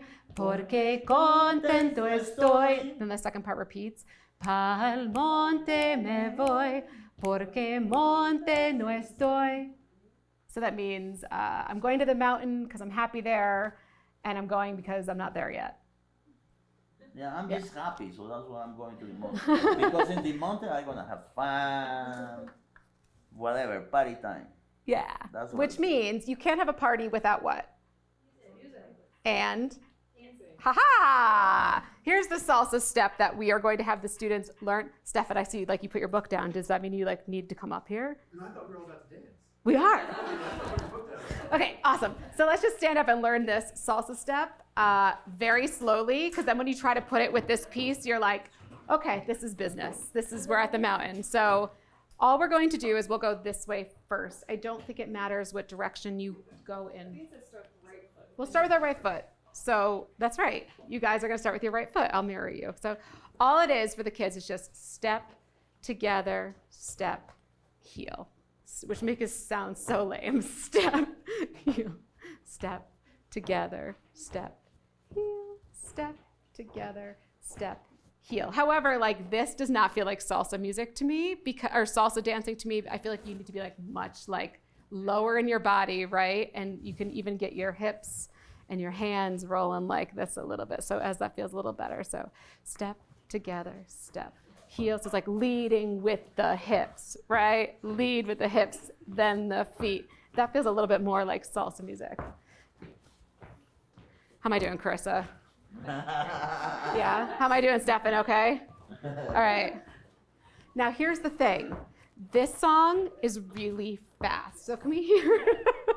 It ends up being like step together, step, heel, step together, which just means that it's really all about just moving your hips. And again, that idea of like, yeah, I'm fine. I'm in the mountains. I'm giving you face. Like, this is a great time. It doesn't really matter, right? You're just having a good time. For some reason, the whole song is not here yet, but I do the chorus. Vámonos pa'l monte. in doubt, you can always go back to clave rhythm, right? Step together, step.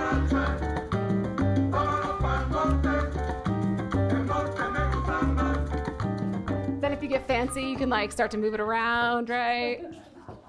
So you can do whatever you need to do with that in your classroom. But the basic step is just step together, step, heel.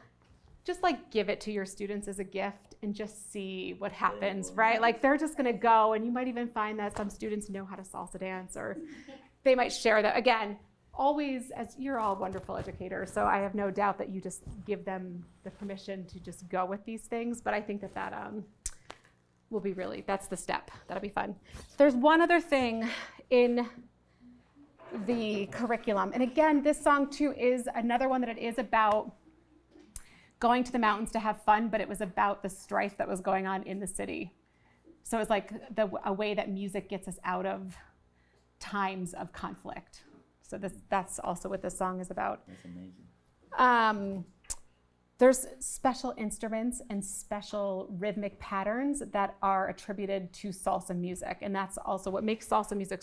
Is that correct, Manuel? Yeah, well, it's kind of complicated because, like, if we just go to the point, like, the salsa music came really from the son cubano from the beginning, and then we changed it. But the son cubano used to be more like guitar, tres cubano, bass, more acoustic, and bongo, and singer. But then in New York we changed it and we put the horns. But usually what it is bass, piano, and percussion.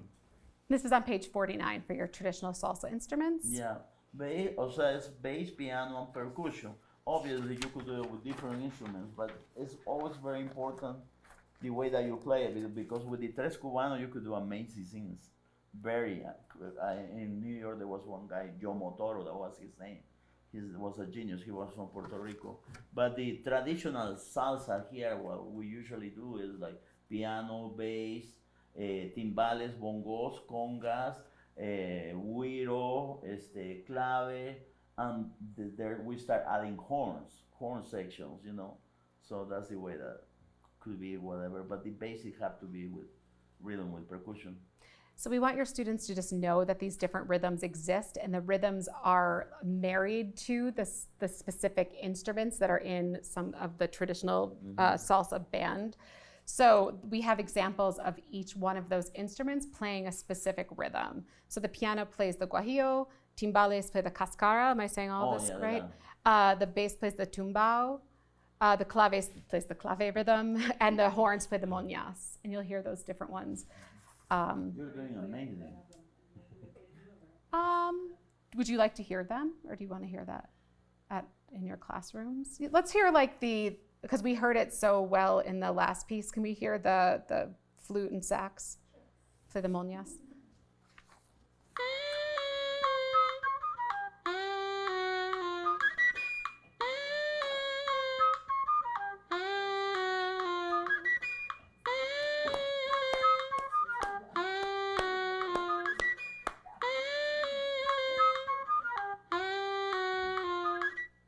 And it's just like a cooler way of giving your students an idea of how to identify instruments instead of just like, this is a flute, this is a saxophone. You know, like it's like giving them some context to what these different rhythms are. And then trying to find that clave rhythm within each one, which really shows how that clave rhythm is the backbone of salsa music. Like it is not salsa music without the clave rhythm. So really trying to get that point across. Any other questions? Manuel, anything else that you want the teachers to make sure that the students know about salsa music? I think the basic thing, the clave, that was the basic thing. The information about the rhythm or whatever, like when I'm playing, they could feel it and they could introduce it. You know, it's about rhythm, rhythm and percussion and feel. I think they already know. I think what I just will think is listen the songs, and especially listen the Vámonos Pa'l Monte, because it's a different version, you know. But I think you guys got it because I know you have a good ear because you guys were singing on tune, so that's good. So you guys singing better than the singing, better than Manicero, you know what I mean? Because they're really on tune. You guys are great singers, it's true. Yeah, so it's like, I honestly know I think they are very Great. ready. Great. So we have, again, the recordings that we were listening to today, those were Bobby Sanabria's, who is a character in himself. If you want to watch Bobby Sanabria videos of salsa music, he's a character.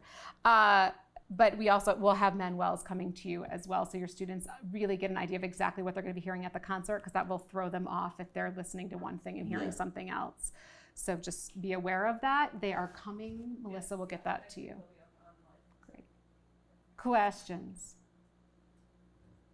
Concerns? Let's give Manuel a round of applause. Thank you, Manuel. We didn't even have you take your guitar out. I'm so sorry. We didn't even have you take your guitar out. No, that's okay. I didn't want to impress them. No, I'm just kidding. We're gonna save it for No, the... can I just show a little touch in Spanish? Yeah. Okay, listen, like when you say, if you try to repeat with me, okay? Yo quiero. Yo quiero. Yo quiero que tengas. Yo quiero contentas. Okay, listen to it. Yo quiero que escuches la imagen de mi alma que te ama y te adora como una criatura que nadie ha gozado. Now you. No, I'm just kidding. That's like... That's great. Okay, but even though it's first in the curriculum, we had to end. Yes, you may go, Manuel. You are dismissed, Manuel. Thank you very much for your time. Thank you so much. My pleasure. We're going to end with hip hop music. So the last genre is hip hop music. So we have Stefan and Michelle. Yeah, Michelle, come on up. Let's give them a round of applause. And Michelle's like, nah, I'm going to stay back here. So as you'll see, like our artists will have bands with them. They will have other artists. Let them know that. But we always try to have one face with each genre, just because it's easier for the students to identify with one, like the rock star persona, I guess. I don't know what else to say. It's just we find that that's easier for them to identify. But I think Michelle, they're gonna like want to rock out with you just as much. Oh, yeah. Oh, yes, thank you. Thank you so much. Hi, Stefan. Hey. Hey. So, hip hop music. Hip hop music. Tell us, first of all, about yourself. And then, I feel like hip hop is a genre that's like in our lives, on a pretty daily basis. Mm-hmm. So, I'm always curious to like dig in deeper to the actual genre instead of just like what we're listening to on the radio. Absolutely. Yeah. So, just real quick, like, how many of you all are maybe hip hop fans or in the vernacular hip hop heads? Okay, some shy ones, but yes, maybe, perhaps. Hip hop head in the background, yeah, I see you. I've been a hip hop fan since I was a kid in the 80s. But what attracted me to hip hop, it wasn't just rapping, right? What attracted me to hip hop first was dancing. And one of the beautiful things about hip hop is as a cultural expression, it has several different art forms. So we can talk about like the 5 elements of hip hop. The most important and one of the most overlooked elements is knowledge, right? And that's like the actual knowledge and the lineage of the ritual and the participants in that ritual, right? And then there's the art forms themselves. So you have DJing, right, which is with the turntables. You have rapping, which is like the improvisation and the also control of the crowd. Then you have breakdancing, b-boying or b-girl, which is like the actual dance part of it. And then graffiti is the visual arts portion of it. But one of the most beautiful things about hip hop and why I love it so much is it's a way to reclaim and rename space. Both like physical space, creative space. It's a place for voices to be elevated that often aren't. And that's like when it came out of the Bronx, that's what every single one of those art forms did so well. Mm-hmm. And for me, when I was a kid, it was the dancing that attracted me first. Okay, got it. Yeah. So something that comes up that you said right away, so you're like, rapping is one element of hip hop music. Yes. So like rap music isn't a genre, like it's part of the hip hop genre. Is that how you would identify it? In some ways, I'd almost say that hip hop itself is a culture, Sure, right? Sure, yeah. And then So, and then rapping is one aspect of that culture that is now, because of markets and marketing of the music, is now a marketed genre. Rap or hip hop has become like a musical genre, but it's more than that. Okay. Yeah. And hip hop music was really, like you were saying, born out of a community that felt like they weren't being heard in any other way. So they had to create their own way to be heard. And especially what was happening in the Bronx is that something that is unfortunately happening now with a lot of music programs is that they were being taken out of the schools in the Bronx, and instruments and musical programs were being taken out. So young people were trying to find ways to express their creativity. So a lot of times what you'll find in hip hop is this creative reappropriation of what's around. So like you'll take stuff from different records and you take what you thought was the best part of the song and you play that over and over again. You take the break of a disco song, and that's where break dancing came from. It's like these people would dance during the breaks. Like hip hop was taking what was available and making new music out of it. And I think it's really amazing how much that's resonated and has become like one of the most popular musical genres in the world, and a culture that's being expressed and loved throughout the world. You see breakdancers from all over the planet doing amazing work and like adding to the conversation. Graffiti, I mean, in my own travels, I've been in Uganda, I've been in South Africa and seen beautiful pieces. It's just, it's an amazing conversation I feel like the world has been resonating with, because it's such a great way to elevate voices that have often been on the outside. Yeah. And graffiti, to go, like, we'll keep touching on each of these elements, and then we're going to hear some, and then we'll kind of identify where they happen in the music. But the idea of graffiti too is like before cell phones, before technology, right? Like it was a way for, like, Michelle might live across the country, but it was a way for you to kind of speak to each other too, right? Like you could look for each other's graffiti and see what was going on in different parts of the country or the world. Is that correct? It was a beautiful way to say, I'm here and I exist. See me. And I matter, right? And so like at first, what was first seen as almost entirely a criminal act by those outside of the culture, was later understood as a way for people to, and as I was saying before, reclaim space and say like, hey, I exist. Particularly if you're looking at the origins of it, you found a lot of erasure of people, especially of African and Puerto Rican descent. And a lot of those young people were the first people who were really like reclaiming space and saying, and sending these notes to each other, like, I see you, and like, you see me. And there's a way to kind of continue that dialogue. And I feel like, and like, we're in it together. We're in it together, like we're part of something together. And I feel like that was the same thing that people were able to do with, that's what you'll find in the cipher. And I'm not sure how many of you are familiar with that term, but the cipher is kind of like the circle. It's one of the primary rituals of connection in hip hop. So the cipher exists in breakdancing and it exists in freestyling. It's like when a circle forms and like different crews or different dancers get together and they engage in that same kind of communication that we see in graffiti, that same kind of communication that you see with MCs. You're seeing somebody, valuing them, and then like you all are now engaged in a conversation where you're showing your skills. And for all of you who are teachers, right, like being able to see yourself as a skilled person is one of the first steps of a kind of liberation and self-actualization. So that's what these kind of rituals allowed people to do and continue to allow people to do. And the beautiful thing about this is that, as was said before, sometimes when skilled positions or positions of like where you get to see yourself as skilled is sometimes relegated to conservatories, relegated to institutions. So this opportunity allowed people to be like, yes, I do have skills. And the beautiful thing about most of the elements is that it costs nothing. Like if you want to start breakdancing, I mean, it might cost you a few bruises and such. I still have a few. Or like if you're, to start MCing, to start freestyling, nothing. So what is the MC? So like, again, we're talking about all these things. Yes. It's really hard to pull them out without talking about all of them, but you'll see them as we go through the curriculum. But it's like, I think it's more important to get the information out to you all, and then we can kind of see where it all fits in. But like, what is the MC? Like, what is that? Like, I know we probably have an idea of it, but. Absolutely.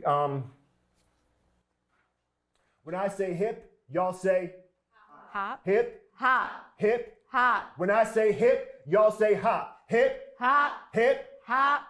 When I say call, you say response. Call. Response. Call. Response. Call. Response. Response. Fantastic. So MC, right, is distinct from like the master of ceremonies that might be at a luncheon or something like that. Like the MC, it's been described to me in many different ways, but one of the ways it's been explained, especially in its origin, is like move the crowd, right? So if a bunch of people have gotten together, the MC is the one who kind of facilitates the energy moving and keeping it circulating, right? I think specifically a lot of times, like especially in the origins, when people were feeling a lot of stagnation from all these different types of institutionalized oppression and poverty and such, the MC was the one who would come in and keep it moving. And being able to keep it moving and feeling something, and when you're keeping it moving, you're connecting, right? When you're doing that call and response, you're not alone anymore. So like the main role of the MC was at first was to kind of facilitate connection, right? And so one of the earliest elements of like hip hop in its birth was DJ Kool Herc, who was sitting there with the loudest sound system, and he would come out and just do like these parties in the middle of parks. And while the music was playing, somebody would get up and do call-in responses and shout out different people and keep the energy going. So it would reduce the bystander and wallflower effect. So then like everybody got to see themselves as part of it.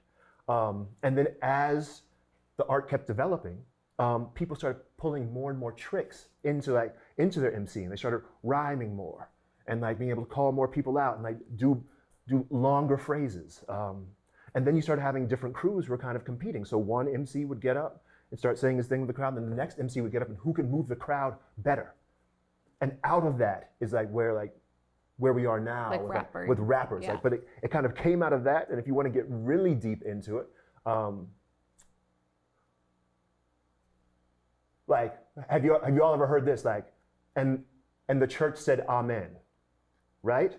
That's call and response. Yeah. So a lot of MCing also like came out of African American traditions that also started in the church, right? But all of these things is like just being able to take these technologies and connect people in situations where they weren't necessarily feeling connection, like the Bronx. And it's all about too, like keeping the party going and making it feel like a community, right? So like the idea of the break, that's when the break dancing would happen. And like a really skilled DJ, like just keeps the break going, right? Like how long can you keep that break going to keep the party moving, right? Well, and then like, and if it's just the break playing, like people are having a good time, but when you have these people who've spent all these hours and they're coming in doing these amazing acrobatics to the beat, it just brings the hype level up even more. Yeah. So like everything is like, everybody's contributing to this bonfire of emotion and connection. Cool. Yeah. Well, we need to start connecting together with our first song, which is Naughty by Nature's Hip Hop Hooray. Now, we kept the hook, which is another way to keep the crowd involved, right? The idea of the hook to get people to sing, to dance. And yes, we will do the hey, ho, the prescribed movement that like goes along with this piece. Now we've changed the lyrics because if you know the original, it is not, it's not okay for 5 to absolutely not 7-year-olds. However, those lyrics needed to be heard at that time. Like they needed, again, just like we need to go to the mountains because things are so bad down here right now, right? So like all of this music comes out of like communities that like have things that need to be said, but we can't say those things to a 5 to 7-year-old. So we asked Stefan, and so it's really interesting that we're doing hip hop in New York right now as well. So those artists changed the lyrics to tell their story. Oh. So each artist that has been commissioned to do this uses their own take on it. Yes. So I'm really interested to hear your take. So are you gonna perform it today for us? Can you, or a little bit? So I'm not going to perform this one because we're going to get up and move and participate to it, right? So I'm going to kind of like be a traditional MC in this regard. Awesome. And also we've been sitting for a while. Yes, we know how much our students love it. Yep. And we know how much adults love Yep. it. So like when we play this, I'm going to be encouraging people to like, so is it like queued up? It feels so much like a talk show in some way. Like, I know. Let's roll that clip. Especially because we're like up here like. And hip hop is what? What? Yes. Okay, so all right, let's stand up. Let's stand up, and I'm going to move this back. All right. And then can you also like throw in some b-boying, like the top? Absolutely. Yeah. Absolutely. Yeah. Actually, even before we do this, so you showed a very basic salsa move, right? Yes. Very basic. Michelle, would you mind coming up here and just like laying down a beat for us? Okay, sure. Just to get, so I just want people to just So Michelle, you don't have a turntable with us, a traditional turntable. You have. I have a loop station. Cool. So we're going to. You want me to just loop a beat for you? Yes, please. All right. How fast would you like to go? Something nice and easy, kind of like Save the Last Dance type of grooves. That's what we're doing. Yep. Okay. Got it. I know exactly what you mean. Yes, you do. I know you do.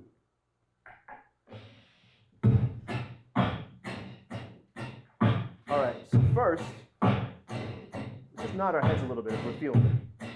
There's no pressure. I'm not going to be evaluating the nod, but just feel the nod a little bit. All right. Now let your knees relax, and then dance a little bit like babies do, right?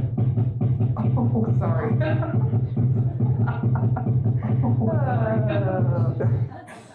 All right. Let's get some side to side. And let's cross and uncross those hands, just to feel it. Because we're not putting on a mask. We're not trying anything like crazy. We're just going to feel that groove a little bit. All right. Excellent. Excellent. All right, now you can stop. So just even that, just like a nice basic groove, if you give yourself permission to do it, then you're going to be giving your students permission to do it, and then like they'll go crazy, right? Like, let's pop open that enthusiasm pocket and just like let our young people like get up and dance. Now, let me see. Michelle, can you give me a break beat? Would you be able to do that? Yes, perfect.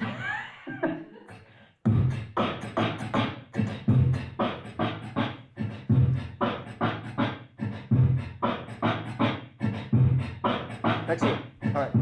So what I'm going to show you all is a basic top rock or up rock. It's kind of like the old school symbol in traditional breakdancing that I am about to breakdance. All right? So what I want you to imagine, let me see. All right.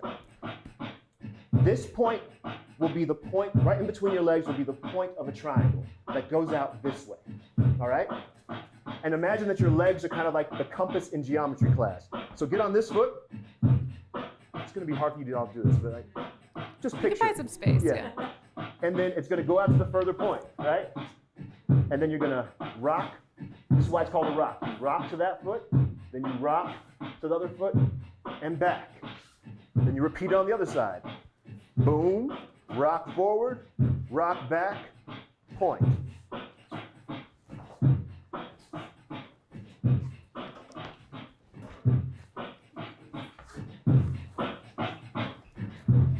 And your arms go the opposite direction of your feet.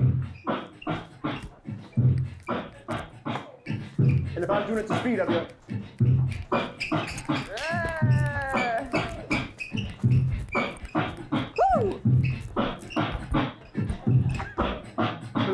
that's the basic top rock.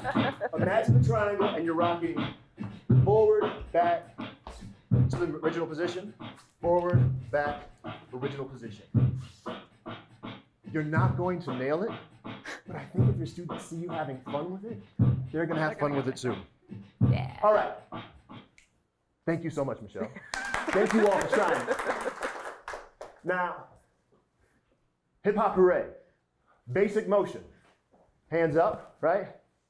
From one side, hip hop hooray. Ho, hey, ho, hip hop hooray. Ho, you can say it too. Hey, ho, hip hop hooray. Ho, hey, ho, hip hop hooray. Ho, hey, ho. Fantastic. All right, so I'm just gonna be the hype man for this song while it's playing. Wait, are you all ready? When I say hip, y'all say hop. Hip, hop, hip, hop, hip, hip, hip, hop, hop. You're listening. All right, let's go. Is that all the volume you got? Oh, yes, yeah. Oh. Oh.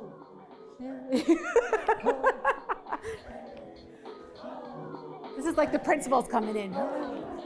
You feel it when you hear it, head is nodding, catch the sway. All right. It's the rhythm in your body, is the sway. I want to see y'all's top rocks. The music in the space. All right, let's try it. With some style, mixed with treble and the bass. If there's power with the people, then the people say. If there's dreams in the people, then the people say. If y'all are my people, then my people say. Yes, y'all are my people, let's hip hop hooray! Ho, hey, ho, hey, ho, hey, ho. What's your groove? that groove. Celebrate, let's put up our hands back and forth, swing and sway, and moving our feet just like a parade. And I'm the MC, just do like I say. It's just power in the people, and the people say, ho. There's dreams in Hey, the say people, it. and the people say, Hey. If y'all are my people, Say then ho. the people say, Ho. If y'all are my people, it's a Hip hop Hooray! Ho! Hey! Ho! Hip hop hooray! Ho! Hey! Ho! Cool. Nicely done. Everybody give each other like a high five. High fives. Fantastic. Awesome. But yes, I think one of the main, even though it's not an official element, Yes. the biggest point I think of hip hop is fun, right? If things around you are less than amazing, if things are difficult, if they're trying, being able to have fun is this incredible revolution. I think that's why these young people in the Bronx showed the world the way to have an amazing time with very little. Yeah. You saw Michelle started to do some stuff, some beatboxing, which is also in the curriculum. So, Michelle, can you lead us through this very serious boots and cats method of beatboxing? Absolutely. It is very serious, so I would like everyone to not laugh or smile or have any fun. Sure. Okay, thank you. So there's a little unit called Boots and Cats. Okay, just real quick. How many of you are music teachers again when you raise your hand? Yeah. Almost all. everyone. Okay. Any of you drummers or percussionists? Great, wonderful. Okay, so just a tiny bit of background. I have been a singer my whole life. I never really got along with instruments like strings, keys, so much. So I found beatboxing on accident, and it was sort of like a really liberating thing for me to learn because it was like, as a singer, I could finally like use an instrument as quickly as I thought of it or felt it. So there's a lot of innate rhythm in all of us. And so, do you mind if I use that easel real quick? Okay. Yeah, go for it. Here, I can bring it up. Okay. So there are three main parts of a drum set that we need. You don't have to go into this with your kids, but I want to give you just like another level of understanding of what Boots and Cats is made of. I never thought I'd say that statement. I just really want to give you the etymology of Boots and Cats. Thank you. Okay, so what we have, part of the drum looks like this. It's called the kick drum, also known as the bass. And we just need 3 letters of the alphabet. First one is B. So everyone say B. B. B. A little louder. B. B. Good. Now take out the vocalization, go B. Yeah. Now instead of B, go B. B. B. B. Good. Take out the vocalization. Yeah. Good. So this is your kicks. Let's just do a couple kicks together. Ready?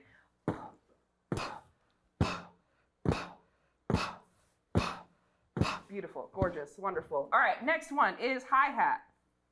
Bum ba da da. Da da da da da da da da. It's like 2 little cymbals that sit together. You also have a little pedal for that. You're already coming for my job. Okay, great. So it's just the letter T. Everyone say T. T. Good. Take out the vocalization. T. All right, keep it real short. All right, short. Ready? Let's go. That's good. That's an open, or that's a closed sound, and then open is long. Try that. Good. Yeah, it's kind of like, ooh, that's hot. That sound, right? And then the last one we need is a snare. I always ask my students this, and surprisingly, someone always knows the answer or has seen it. Has anyone seen Drumline with Nick Cannon? Mm-hmm. Okay, one person. He plays the snare. Anyways, it's a really outdated and obscure reference, but I always ask.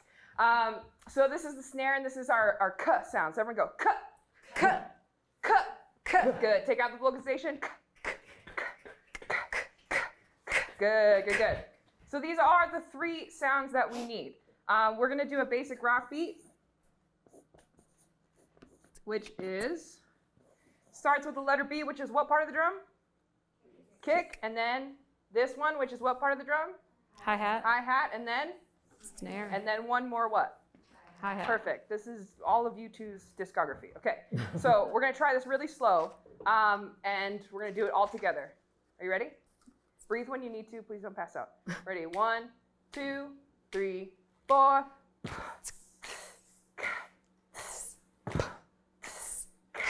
Good.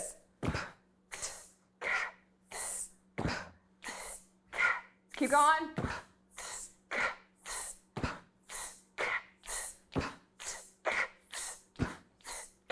Good. All right. If your beautifully, professionally educated ears can hear, it sounds a little bit like boots and cats. So these are just the 2 words that we need to teach the little ones for them to be able to do all 3 sounds, do the whole drum kit, to maintain and sustain a whole drum beat. For this next song, Build This Bridge, there are 2 main patterns. Boots and cats is the first one. So let's just do boots and cats. So everyone say boots and cats and boots and cats and boots and cats and boots and cats. Whisper boots and cats and boots and cats and boots and cats and boots and cats. Perfect. Now let's do. So in the track, it's pretty instructional, but it starts with this particular pattern, boots and cats, and you start really slow, and then we do what we just did, which is get a little faster. So Stefan, do you want to do your verse over this part for Build This Bridge? Yeah, sure. Okay, cool. So we're just going to do boots and cats. We're going to whisper it. We're going to start slow. We're going to get a little bit faster. Sound good? Any questions, concerns, comments? And this is the second lesson, and this is an original. Is that correct? Yes. This is awesome. Very original, and so like sometimes I need to reference my lyrics. It's so original. It's like, oh. In the Google Docs, so original. In the Google Docs, yes. Get out of the way. And the other, so on top of the beatboxing lesson for your students, and also what a great thing to say, like we're always like, stop making that noise. You're like, no, make that noise. Like they're actually like a way to actually put it into creative context. It's all about the message, right? It's really about listening to the lyrics of this piece and just talking about like these pieces come out of meaning. They're telling a story, they're telling a message to the community. So just making sure that gets brought forward. Okay. Continue. I think I must have erased them. So we'll just see how. I think it's in the book. How about? Oh, it's in the book. Oh, fantastic. It's in the There we go. book. Yes. Yes. Oh, keep it analog. Oh, yes. Keep it analog. Okay. Here we go. We're going to start slow. We're going to get a little faster. We're going to start. Here we go. 1, 2. You know what to do.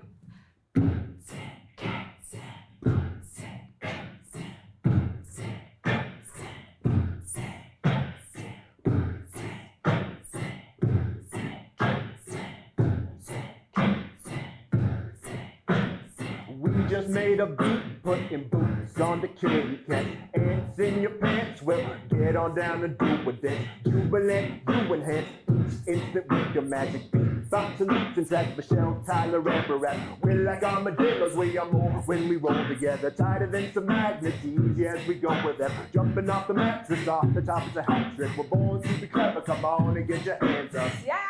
Give us a round of applause! Okay, good. So the second pattern, I'm not sure it's actually in the book, so we'll write it down real quick. It is not in the book. Okay, that's totally okay. Ha-ba-ba! Uh-huh.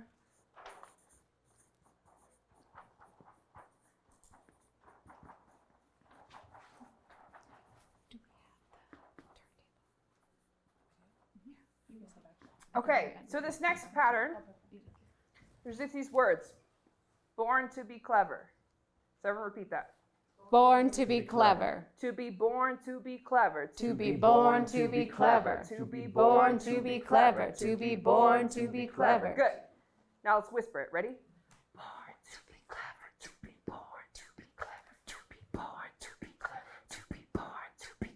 Okay, so for this part, I'm going to loop this. You can follow along.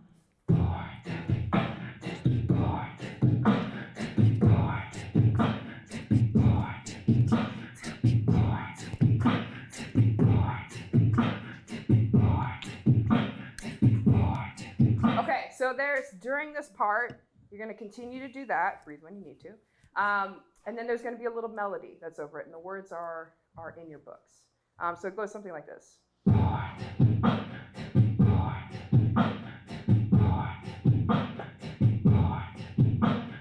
Born to be clever, I was born to be smart.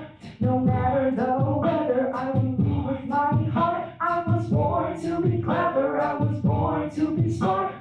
I can do whatever, I just have to start. I was born with the brilliance, oh what a feeling. Feeling like a million hugs that I can give to all my friends and relatives. When times are tough, sometimes enough to show some love, to show someone they mean so much. When we're out of touch, we build a trust and build a bridge up out of love.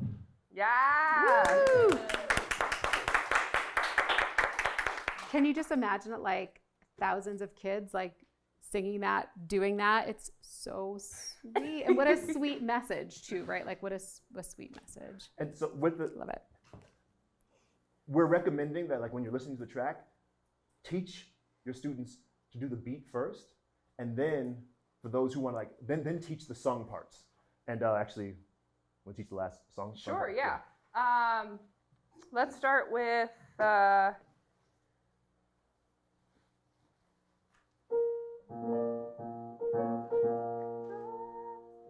okay, so repeat after me. I will stand on my side of the river. I will stand on my side of the river. I'm already crying. I will stand, and you will stand on yours.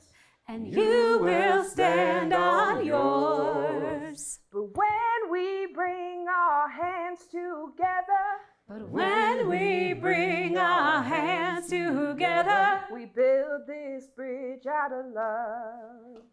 we build this bridge out of love. Crying. Okay, let's do that. Let's call that the chorus. Let's do that all together. Ready?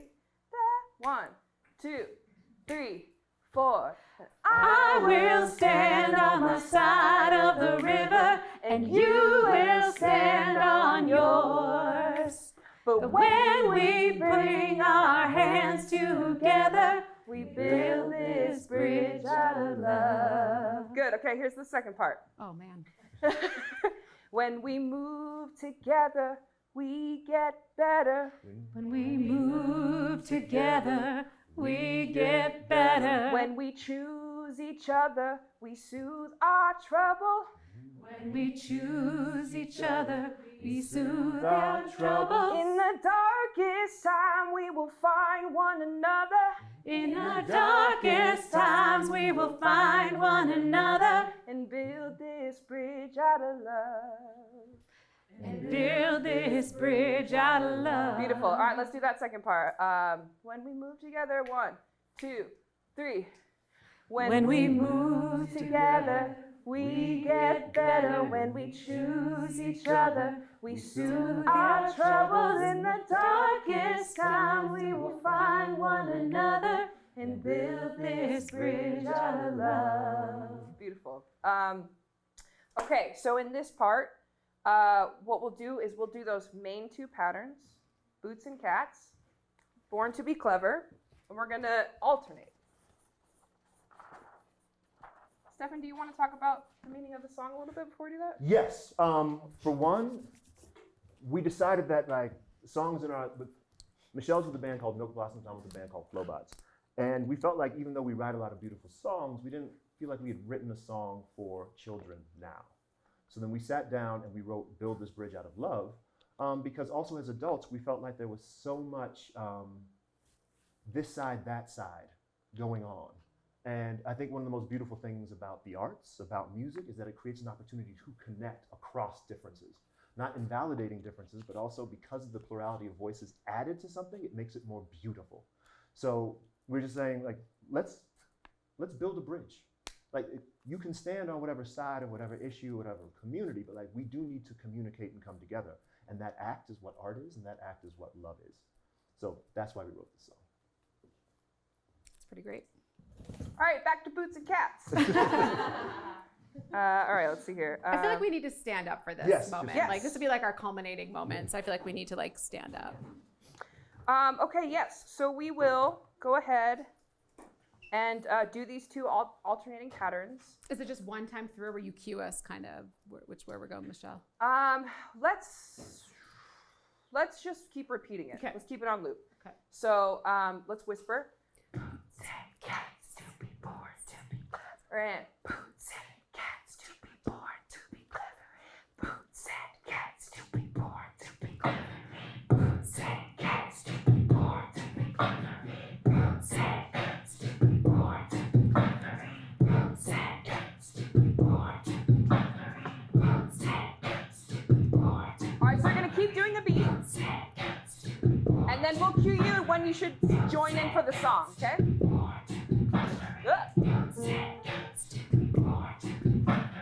I will stand on my side of the river, and you will stand on yours. But when we build this bridge, we build this bridge out of love. When we move together, we get better. When we choose each other, soon our troubles in the darkest time, we will find one another and build this bridge out of love together. I will stand on my side of the river, and you will stand on yours.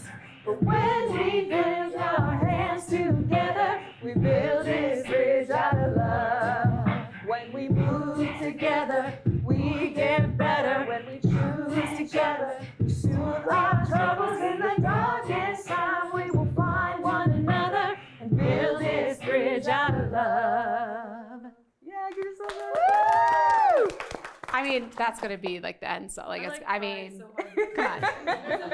I'll learn the words by then. Don't worry.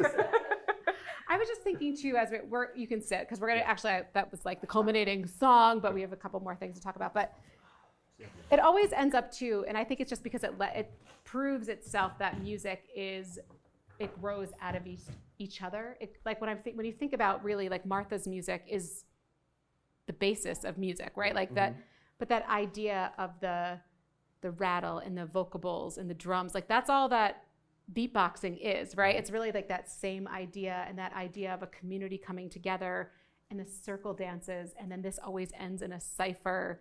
And the fact that like you can't, like these messages need to be heard, or like, you know, the strife of what was happening when Vámonos Pal Monte was happening in politics. So we had like, forget about it. Like, let's just go to a mountain and have a party. Let's be together. Like there's just something that I think is always worth mentioning to your students too, to make those connections from one to the next, because it's really, and this is our most recent genre really that we're talking about. It's so topical. It is of pop music. So it's, I think it's just important to point that out. Anyways, one other thing in your curriculum that I think, because we have the experts here, is there is an opportunity for your students to practice freestyling, which also can turn into a really cool literacy and phonics idea. So can you just walk us through how you teach freestyling? Yes. And like, what is freestyling? Okay. So freestyling has, like many things, because of the internet, you have a ton of different definitions floating around, right? And you have a bunch of experts who are not qualified in anything telling you that you're wrong. But freestyling kind of came out of the improvisational traditions of jazz. And so like in those cases, like people like, there's a freestyle where you are, well, one of the definitions is like a freestyle where you're just coming up with rhymes off the top of your head in the situation. There's another definition of freestyle where it's a free verse that you like have never used on a song, right? So you'll see those two different definitions. What we'll be kind of exploring is the riskier version, I think the far more fun version, which is like coming up with things off the top of your head, right? How many of you would say that you're very comfortable with freestyling in front of your students? Really? Well, I make up little songs when I try to keep myself calm. Like, you need to put your shoes or Go back in the cubby. So see, so that's the beautiful thing. I love that you mentioned that, because when you're approaching freestyle as a novice, a lot of times people get very uncomfortable because they worry about not knowing what to say or the right thing to say. But if you do it like you're doing it, the beautiful thing about language and being comfortable with speaking languages is that with fluency, we're able to kind of just like throw words in, and I don't have to think about everything that I'm saying. The same is with freestyling, right? One of the best things you can do in freestyling is kind of turning off your internal editor and just like having fun with it. So, Michelle, would you mind just a very slow beat? And teachers, don't panic. Like, we keep being like, throw me a beat.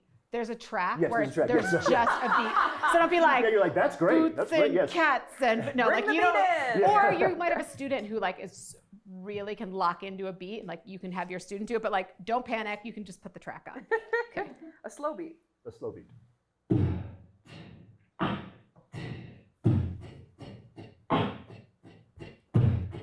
So I want everybody to think of their favorite fruit.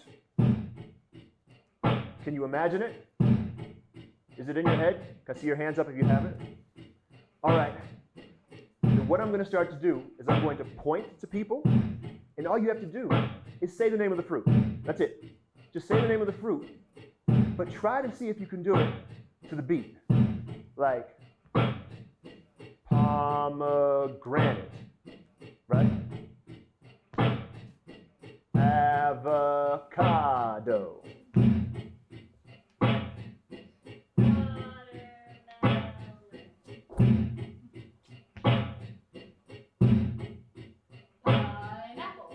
Nice.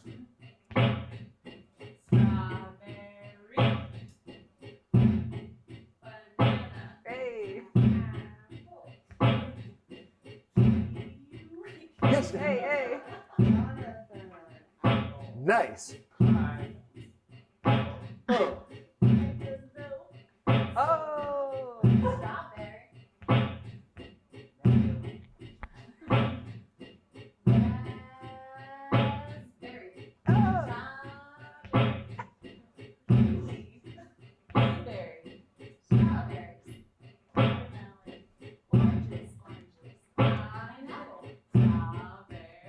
Fantastic. Yeah. And you would do that in a cipher usually, right? Yes, You just sorry. couldn't get there. A circle. Yeah, would you stand get in a everybody in circle. a circle. And did you see how once everybody started participating, it became much easier to kind of like find out where to hop in and all those things? But I think also you can kind of be the conductor and just start like pointing back and forth. And then as you start doing it more and more, you can encourage your students to say it, like, well, say it a fun way. Or like, say it twice. Like those innovations that you all did, you can model that. And it's a lot of fun. So you can take that basic concept and just like, if you do it around like some sort of group, like favorite food, favorite color, favorite animal, any of those things, then you get to actually kind of have a little bit of that cipher experience. The other one that I think that you can do in the same way after like students get comfortable with that is choosing like very easy rhyming words. Like, so you get everybody in a circle and somebody says cat, and then yes, do the same thing just over a beat, right? And you can do that. I think it's a little bit more advanced, but after they've gotten open, right, and warmed up, I think it's a very fun thing to like kind of wrap it up real quick, but also like have fun with like rat, rat, rat, bat. And then have your like one of the students be the conductor. Yes, and then yes, too, right? It's yes, like absolutely. super fun. Yeah. Yeah, but doing them around like certain categories, I think is just like a lot of fun to get students started. And then in the same way, like if students like kind of like, if you want to have like an extension of that activity, it's like, could you write a rhyme about your favorite fruit, right? Like something can go on later on, and then maybe even if you're doing it again, it's like, hey, anybody who came up with a rhyme about your favorite fruit, then I'm going to point to you and I want you to do that rhyme, right? And just like incorporate that way. because I don't think necessarily like true virtuosic Eminem freestyling is what we're going to be going for. and when you get that open, it's like, it's not necessarily something you want to do in the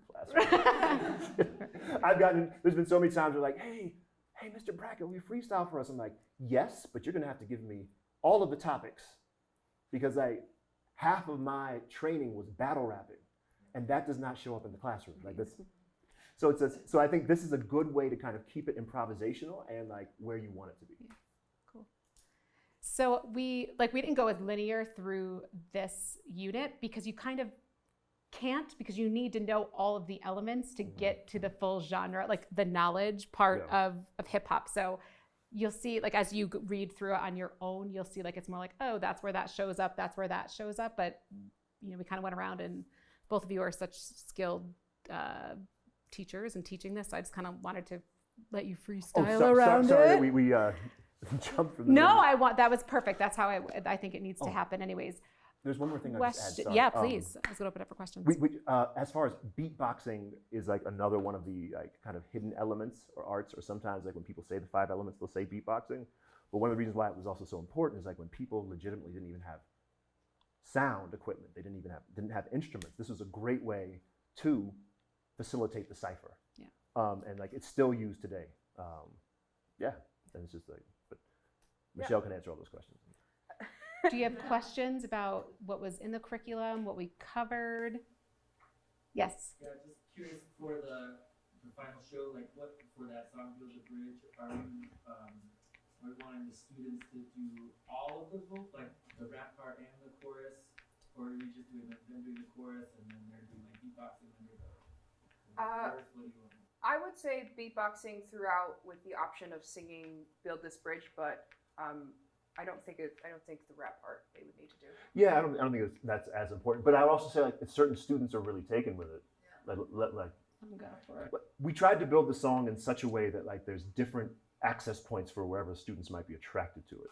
So the beat is just like the foundation, but like if they're really taken with the sung parts, fantastic. If they're taken with the rap parts, great, or some combination of all of them. Yeah. Any other questions? We do have, just so you know it's there is video from the New York concert of the DJ with the turntable. So if you want to show your kids what that looks like, that is available. Mm-hmm. And maybe you can send that out, Melissa. Right now it's in this PowerPoint, but I'll also put it on the rest. Yeah, put it on resources because it's cool and the kids think it's really neat and that is it's in the curriculum. So just so you can see what the turntable looks like. If you want to incorporate into the beatboxing, super easy. It's very like corny, like wicka wicka. That's it. It's like, which like, I'm sure the kids are actually already gonna do. Like they'll fill that in. Right. Great. Well, let's give Michelle and Stefan a big round of applause. That was so fun. Just a couple more things I want to point out in the curriculum. There are like reflection things after the concert. If your students really responded to something and they want to write letters to their favorite artist, please do that and send them in to Melissa, because that's amazing and the artists love to hear. Like the feedback is so helpful. Actually, hip hop came out of the fact that like teachers wanted this genre. So, you know, it's very always heard and appreciated, and it's the best when you get letters back saying good things about the concert. There's a little section about who the host is. Carissa stepped out, but Carissa is your host. So it's like, meet the host of the concert, come see the Newman Center, come see what the ushers do. So again, that experience of like, what does it mean to actually come to a live performance? And then all of the things are like, what are you allowed to do at this show? Because it is a little bit different than, you don't need to sit there. You like, can we clap? Yes. Can you like eat candy? No. You know, like the things that, you know, you can do and can't do. And also let your students know that there will be a surprise song at the show, because we do find like we want the kids to still feel like they can be active during those, whether it's something that is prescribed by the host on the stage during the show, or that they can still clap along. But it is a surprise song in the fact that it's like a new piece to them, but we don't want it to be like, there's more music. Like we don't want there to be confusion. So please, it's not a secret. It's a surprise. So there's a difference between that, because we find that sometimes when the kids aren't prepared for that, the energy, and as the MC, like the energy just really starts to like tank out on those pieces. So, and I think it's just a matter of letting the kids know that they exist. And, you know, then it's really kind of like, again, that investigation that we started, idea of what's an explorer, to like keep your ears out for when they're hearing something new and how that like fits into that genre. I think there's just some logistical things. Again, I was like, we'll get out of here early. That didn't happen. There's always so much to talk about. We didn't even get to talk about like how this fits into the classroom or using our veteran teachers. But if you have questions, please direct them to Melissa or Amy, and they can connect you with teachers that have done it before. Tons of resources that Melissa's going to send out to you. Tons of resources on carnegiehall.org. And the curriculum is pretty, like, as you've been going through it, I hope it's pretty intuitive. But I'm going to let Melissa wrap it up just for the logistical part of it. And then I'll be here if you have any questions afterwards. But you guys are awesome. Again, it is still your break. So like, thank you. And thank you for expanding it even into more schools. I'm sorry I won't get to see it because I think it's going to be amazing. It's going to be really great. Thank you all for being here. Yeah, Seriously. thank you. No, we're clapping for you. We're clapping for you. Yeah. Yes.